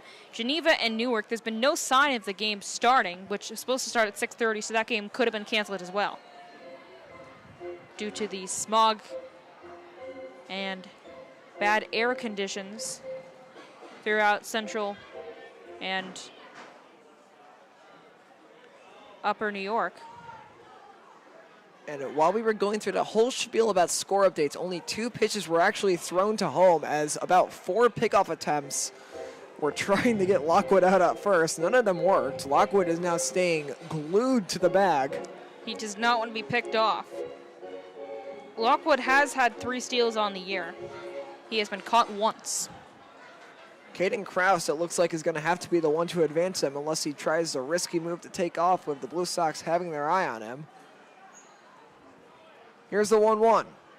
The pitch is grounded sharply, played at third, and looking for the double play, and they get it. A 5-4-3 double play. 2 down. And that all started by Justin Levine at third base, able to scoop that one out of the ground. And the Blue Sox all of a sudden now an opportunity to make Oneonta go out of the side without any runs scored, which looked a little difficult with nobody down, the runner on first. But all of a sudden, it's now come down to Zach Rao, the left fielder who flew out to left in this game so far, to try to put runs on the board for the Outlaws. After Rao, it would be Camper. The left fielder stares at that one in there for a strike, and he's quickly behind 0-2. So I would say, other than the 2 home runs, First has had a pretty impeccable performance tonight. He's limited the hard contact other than those 2 long balls. He hasn't needed the strikeout, just gets outs any way he can, just like that. Yet another strikeout there, and that retires the side. So no runs on the board for Oneonta in the top of the 5th. It remains 13-2 Blue Sox. Utica looks to further expand their lead when we come back for the bottom of the 5th and the start of the second statistical half of this game when we come back.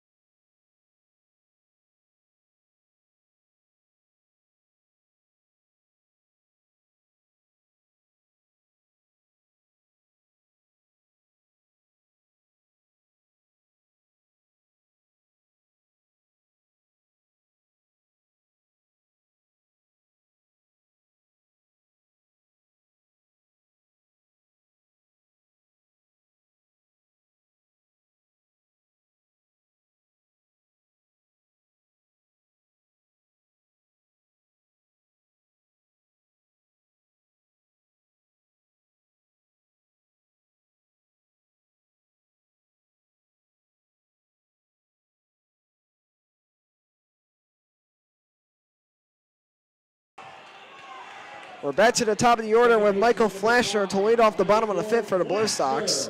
Flasher on the day grounded to short, and since then he's been red hot. 2 RBIs and 2 runs scored for him with a double and a single. Both came in the RBI form. We just witnessed a chaotic game of dizzy bat. The choice of the ballpark. As Flasher tries to bunt at that first pitch and he misses 0-1. If you're unfamiliar with dizzy bat, it's just that you spin around a bat on the ground for 10 seconds and then try and reach your target at the end. One of our interns, Brian, with his hands outstretched, and somebody got a little too dizzy and face planted. I'm sure he's okay though, but that was a lot of fun to watch. The form of the dizzy bat was also unique because he was spinning around like a helicopter for the first 5 rotations as Flasher half bunts this one, but it's unable to be fielded cleanly by the second baseman, Daniel Tome. And Flasher will reach first base, but they're going to rule it a hit, it looks like. The hit counter increased for Utica on the scoreboard. So maybe it was a bit too difficult of a play for the scorekeeper's liking. I mean, that one probably could have been scored either way, though. Well, for Flasher, it was a swinging bunt. It wasn't a total bunt, but it had that effect. He just kind of drifted it along to the right side of the infield and then got a hit out of it. I'm sure the speed of Flasher also affected the fielding of Tome.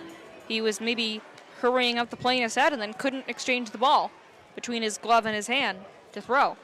Kevin Francella now up. He reached on an error his first time up, and he hits this ball high into shallow center, and drifting on in and making the catch is P.J. Strand. So down goes Francella after facing 1 pitch, and this will bring up Jack Sweeney. Sweeney 2 singles and a hit by pitch on the day, hoping that this isn't the first time that he doesn't reach base. 2 for 2, and obviously maybe feeling the impacts of that hit by pitch from earlier.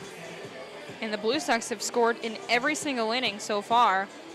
1 run in the first, 4 in the second, a huge inning in the third. They put up 7, and then 1 run in the fourth. The Blue Sox continuing to look for insurance markers, but not insurance markers to get the win, because at this point it's a really tall order for Oneonta to come back. Obviously, it's still possible, but just seems unlikely. At this point, they're looking for insurance runs to get the mercy roll at the end of the 7th inning, because Oneonta only has 6 outs left to close this to a less than 10-run deficit. With a win, the Blue Sox would reach the 20-win mark, 20-15. 4 games over 500 right now is the best mark they've had over the even mark all season long. They were a season worst 5 games below 500 after losing to Amsterdam when they were 6-11. Seems so far away from how they're playing now. They tried picking off Flashner. That does not work. Flashner very much capable of getting back to base. We've seen him have to do it the whole year, as a lot of pitchers have tried picking him off. Not a very easy person to pick off at first, and his base stealing ability really is what will worry them. Sweeney at the plate, the left fielder, facing Logan Ellis, as they try picking off Flashner again. That time also does not work.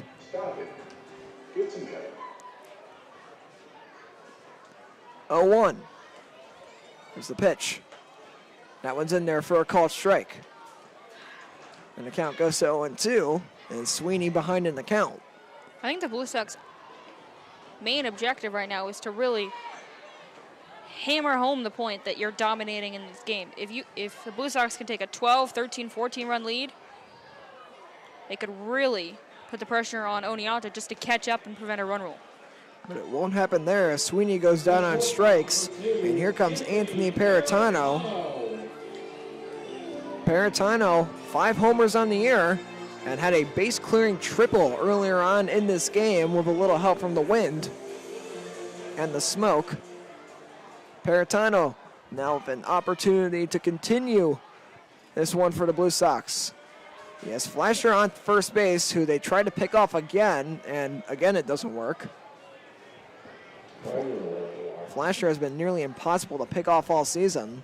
He knows it's coming, too. He doesn't even dive in. He just steps in. Now he's running. And now he takes off. Flasher going for second, and the throw beats him by a very long while.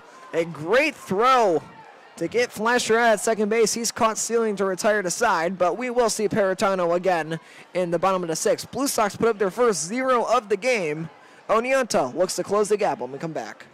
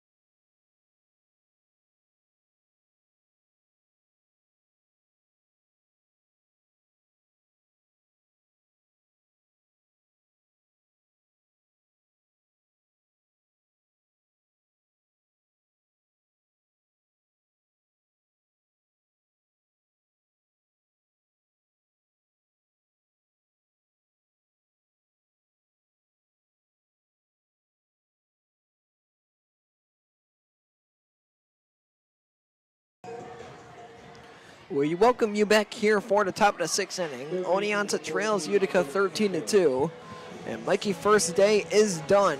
Replacing him is Rohan Shaw. And First with a very solid outing. 4 innings, just allowed 2 earned runs, struck out 2. A good outing for First in his start tonight. Michael Camper, the third baseman, is now up. He struck out looking his first time up, and this is the last batter of the second time around the order for Oneonta, so we will finally see the third time around the order as PJ Strand is due up. Strand already a home run hitter in this game, but trying to get things started here is the third baseman Camper. And Camper stares at that one on the outside edge for a called strike, and he was not a very big fan of that call right there. He kind of shrugged and walked out of the box for a second just to take a second to think things over. He's quickly behind 0-2. Shaw trying to get the first strikeout of his game and the first batter he faces. 0-2 coming. And he struck him out. Strike 3 called on the outside edge. A nice job by Shaw coming in relief for First. And he retires Camper right away. Camper's now 0-2 with a pair of strikeouts looking. And Shaw with an encouraging start to his relief appearance in the 6th.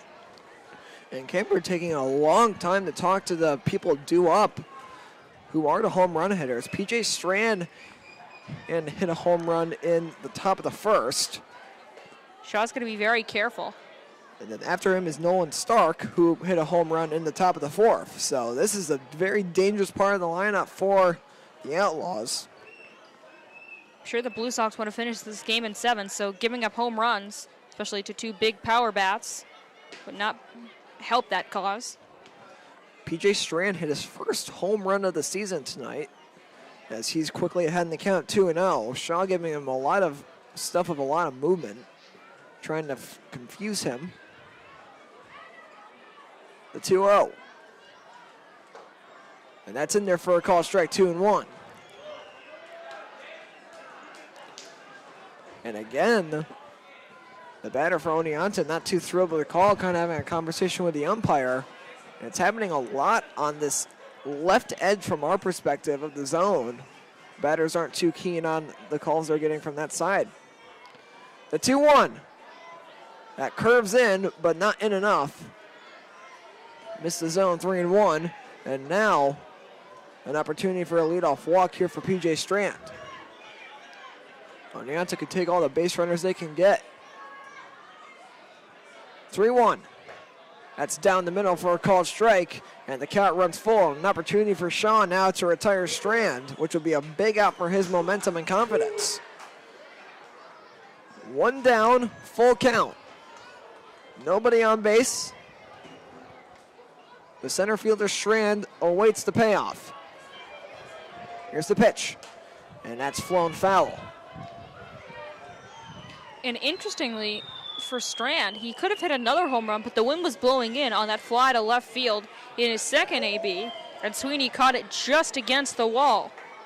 So the wind patterns have certainly shifted the game and how the score's been. Wind almost blowing pretty much directly towards home plate now. Here's the payoff pitch again, and that one missed. So Strand takes a stroll to first base. And up comes Nolan Stark, the other home run hitter. And this dangerous part of the Oneonta lineup has an opportunity to produce in a big way. A home run would make it a 9-run game, Killian, out of run rule territory. The Blue Sox really have to try to get the Outlaws to mess up in this situation and prevent the runs from coming in. They have the safety net of 1 run allowed, which would still allow the game to end after 7, assuming the score were to hold in that situation. But definitely can't give up a homer here to Stark if they want to get out of here early. 1-0 to the DH Stark. And he holds off of that pitch, but it's a called strike.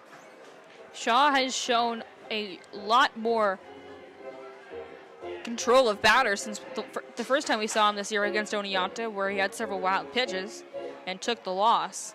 This time around, he's really improved that fastball control and has made some very nice pitches, including a strikeout to begin his outing. That one missed outside 2-1. Well, just to finish up the thought, it just goes to show the improvement not only by Shaw throughout the year, but this entire pitching staff and how much they've blossomed. They allowed 10 runs to Oneonta earlier in the season. They only allowed 2 tonight. Shaw trying to increase that number right here. A 2-1. And he fouls it back, 2-2, and an opportunity to get a big out in Shaw. Or excuse me, it's in Stark. Shaw up on the mound for the Blue Sox right now. He does have the opportunity to get the big out, only it's in the form of Stark, not Shaw. The DH, formerly the starting pitcher for the Outlaws, who struggled early in this game and was pulled.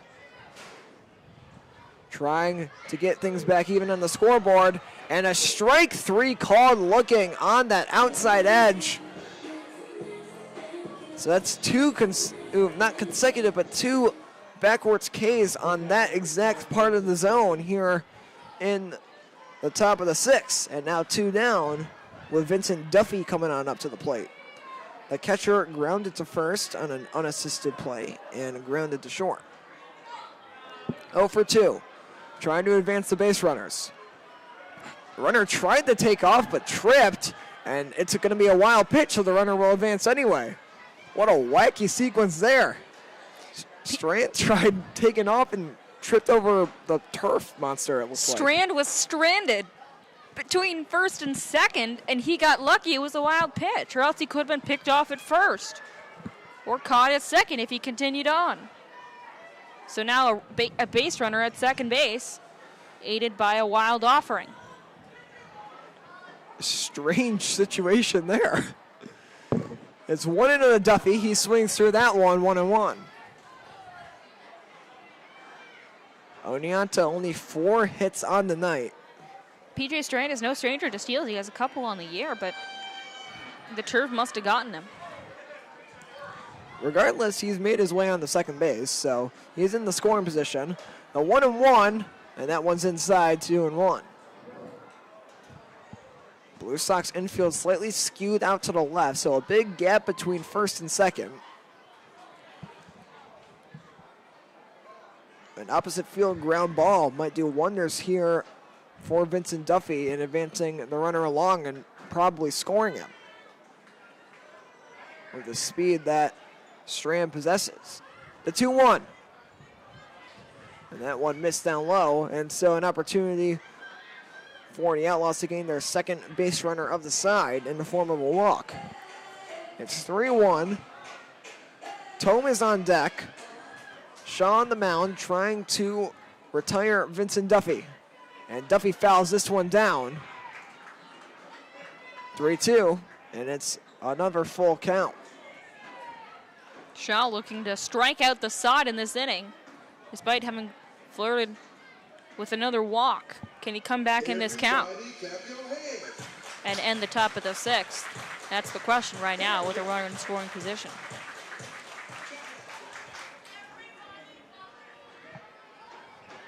Full count.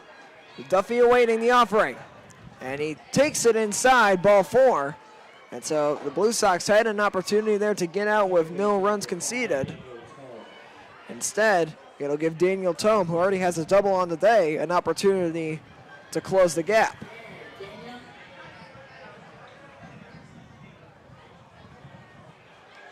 Tome grounded to short and hit that double on the day. Didn't score any runs, but it was one of the 4 hits that Oneonta has recorded today.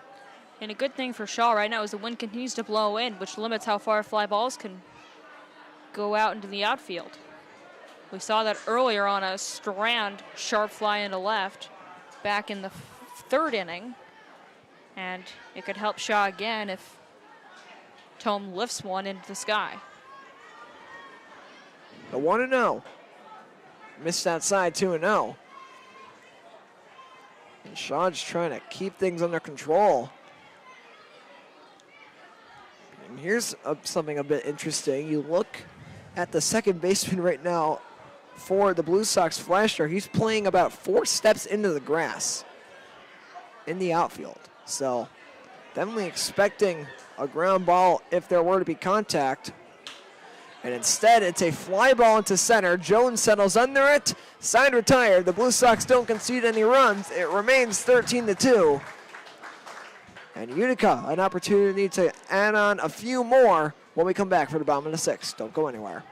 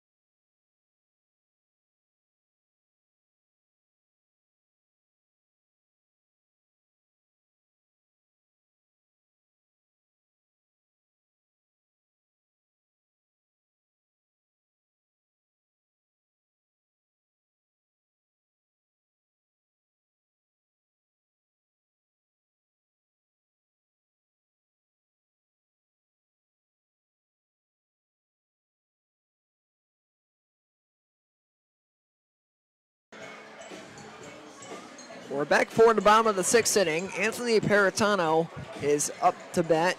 His at-bat was ever so rudely interrupted by a caught stealing in the form of Michael Flashner. So Paratano gets the opportunity here to get a reset in the count. He will continue to face Logan Ellis. Ellis going the bulk of the innings after Blue had to be pulled, and it helps keep the Oneonta bullpen fresh for later games of the season, not having to bring somebody on, at least in this inning. But we'll see how Ellis does, facing the heart of the order. So Paratano comes on up. No runners on the backs for him. It's the 4th time we've seen him today. He struck out looking, grounded into a fielder's choice, and hit an RBI triple, which was a base clearing triple. 3 RBI on that ball, which got a little help from the wind. He flies one to shallow right center, and stepping back and making the catch easily was second baseman Daniel Tome. Connor Jones is up next. He got hit by a pitch and then grounded out to short. Hit by pitch and ground out to short all came within the 3rd inning, by the way. He went up twice during that side. That was part of that lengthy 7-run frame for the Blue Sox that really put this game, at least it appears now, out of reach for Oneonta. Leadoff pitch is grounded sharply, base hit. A great job grounding that ball by Connor Jones. Perfect placement. It gets by the glove of Camper. And the Blue Sox have a leadoff single, and they continue to record hits in every inning. Ethan Madison now comes up. Madison struck out, got hit by a pitch and singled. He's recorded 2 runs on the day and an opportunity to advance Jones along the base paths. 1 for 2 for Madison. He has a stolen base as well in the mix. Here's the leadoff pitch. And that's swung on and it'll fall. They say he didn't make the catch, but they'll turn it into a double play anyway. Side retired. A quick bottom of the 6th as the 6-4-3 double play will terminate the side. The Blue Sox lead 13-2 after 6 innings of play. We'll see.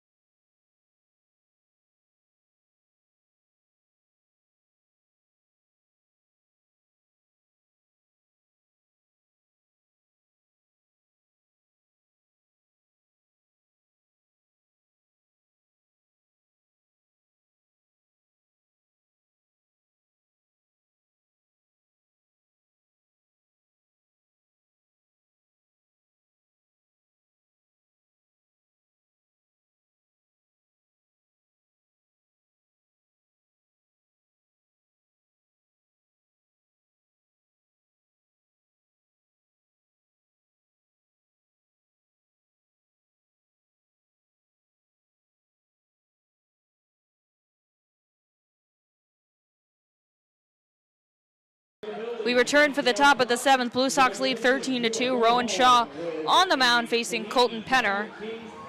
And then Blake Fortunato and Jack Lockwood. Along with Killian Efron, I'm Morgan Spriggs. Thank you so much for joining us tonight on a foggy evening in Utica. And if the Blue Sox do not allow Oneonta to score more than 1 run, they win after the top of the 7th. The run rule would be in effect. Winning by more than 10 after the visitors bat in the 7th, that equates to a victory, and they don't need to play any further. So here comes Penner. He's 1 for 2, singled in the 2nd. So Shaw coming in after his scoreless 6th, where he struck out 2. Here's his first pitch of the 7th. Drops in a fastball for strike number 1 on the top corner. The Blue Sox trying to stretch their win streak at home to 7 and up their record in July to 11-3. They can do that if they hold on in the top of the 7th and keep the game a 10-run plus margin. It's now 1-1. Blue Sox a complete team performance tonight. The only runs they've allowed, a couple of home runs by Strand and Stark. Otherwise, they've quieted Oneonta's bats and they've exploded for 13. A half-swing foul, 1-2 to Penner. For Utica in the spot, only 4 hits allowed on the day. I mean, it's been a solid effort, and we talked about them playing their most complete baseball of the season right now, and this has been a prime example of that. 15 hits compared to Oneonta's 4. The 1-2 pitch from Rowan Shaw.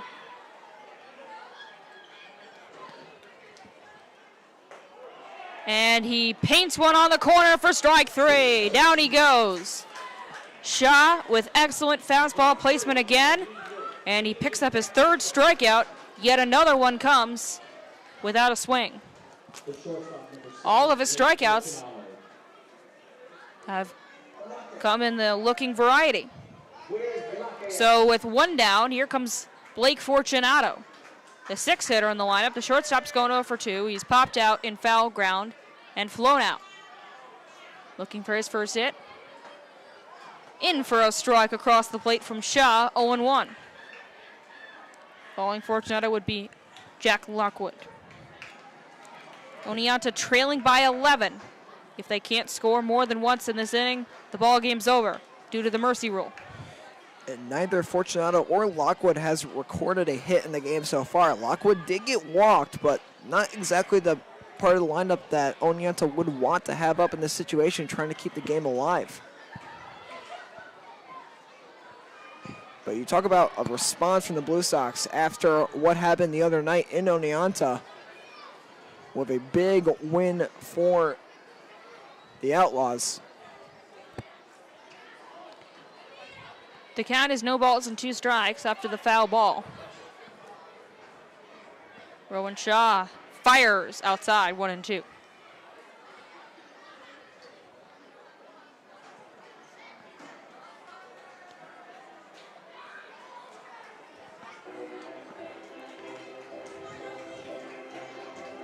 Fortunato with nobody on.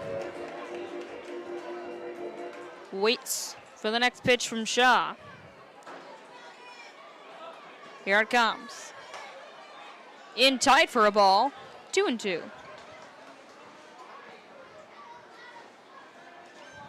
But for the Blue Sox right now, I think the biggest thing is just focus on getting the batters out, and then you can focus on what this means for the remainder of the season.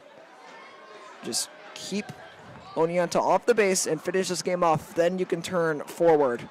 Can't look forward a little too early here. Fortunato looks that one down low. That's ball 3. It's 3-2.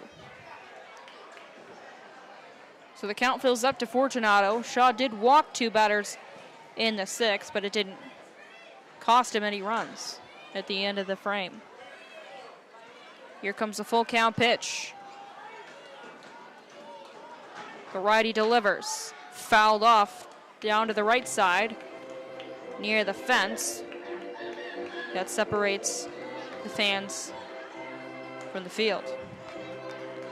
So will do another 3-2 pitch. Quick batter timeout for Fortunato. He steps back in, left foot first, then his right. Taps the bat once over the plate and settles that bat over his left shoulder. Payoff pitch coming again from Rowan Shaw. Here it comes to the plate. Inside for ball 4, and it's a 1-out walk for Fortunato. Well, goes back to what I was saying, Morgan. The Blue Sox can't get focused on what's ahead. They have to close this one out right now and then move on. Because if they don't, and Oneonta is allowed to kind of squeak back into this game and they get a little more momentum, could spell trouble for Utica here of only one down. Shaw just the second pitcher in the game for the Blue Sox. If Utica doesn't need to use anybody else in this game, that would do a great deal of service to their bullpen and keeping them fresh for the stretch run. First pitch fouled off by Jack Lockwood. He's 0 for 2. Make that 0 for 1. He did walk in the 5th, but has not recorded a hit. A double play would end the ball game. Blue Sox turned 1 in the 5th. The 0-1. Upstairs for a ball. Madison comes out of his crouch to catch that delivery, and it's 1-1. Now, Morgan, interestingly, this is not the biggest deficit that currently exists in the PGCBL right now. Saugerties currently leads Glens Falls 14-1 in the bottom of the 6th. That Saugerties offense is really waking up. The contenders in the East delivering today. There's a fly to center. Jones stops after moving to his right, and he makes the catch out number 2. And due to the run rule, Oneonta right now is down to their final out. They have to score twice here to continue the game. Following the F8, here comes Caden Kraus. 0 for 2. Grind out to shorten a double play. Top of the 7th, 13-2, Utica. And Shaw's first pitch is up high, ball 1. And for Kraus in this spot, what a momentum booster it would be if he's able to keep this game alive and get a hit here. Maybe drive the runner along the base paths a little bit, potentially push him to third, maybe even push him all the way home. Count 1 ball and no strike. Shaw to the plate. Hammered down the left field line and foul off to the screen. And the count's now 1-1. Rowe would hit next if Kraus can reach base. Blue Sox looking to win again.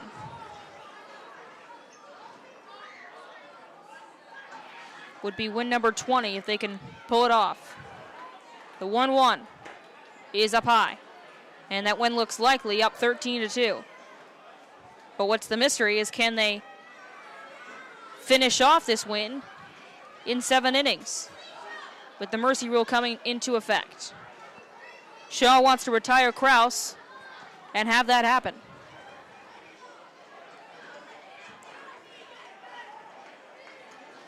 Two-one pitch. Into center field, a bouncing ball, and then Flashner goes to second in time for the out, and the ball game is over. The Blue Sox win it in 7 innings over Oneonta, 13-2. An excellent win for the Blue Sox, highlighted by a 7-run 3rd inning. Mikey first got the start, 4 solid innings for him. Shaw closed it out. And the Sox are red hot, now 20-15, a season high, 5 games over 500. What's your biggest takeaway, Killian? Well, Morgan, my biggest takeaway is that this was one of the few games this season where you've seen the Blue Sox elite offense and pitching really come together. We haven't seen it too much. It's been more of the offense has been kind of 70-80%, pitching's been 100%, or vice versa. This is the first game, I think, where we really saw 100% from both sides. And if the Blue Sox keep playing like this, it could get really ugly for Utica's opponents as they try to push for second place and potentially even first, even though that seems like a tall order with how well Amsterdam's done this season and how much of a lead they have over everyone else.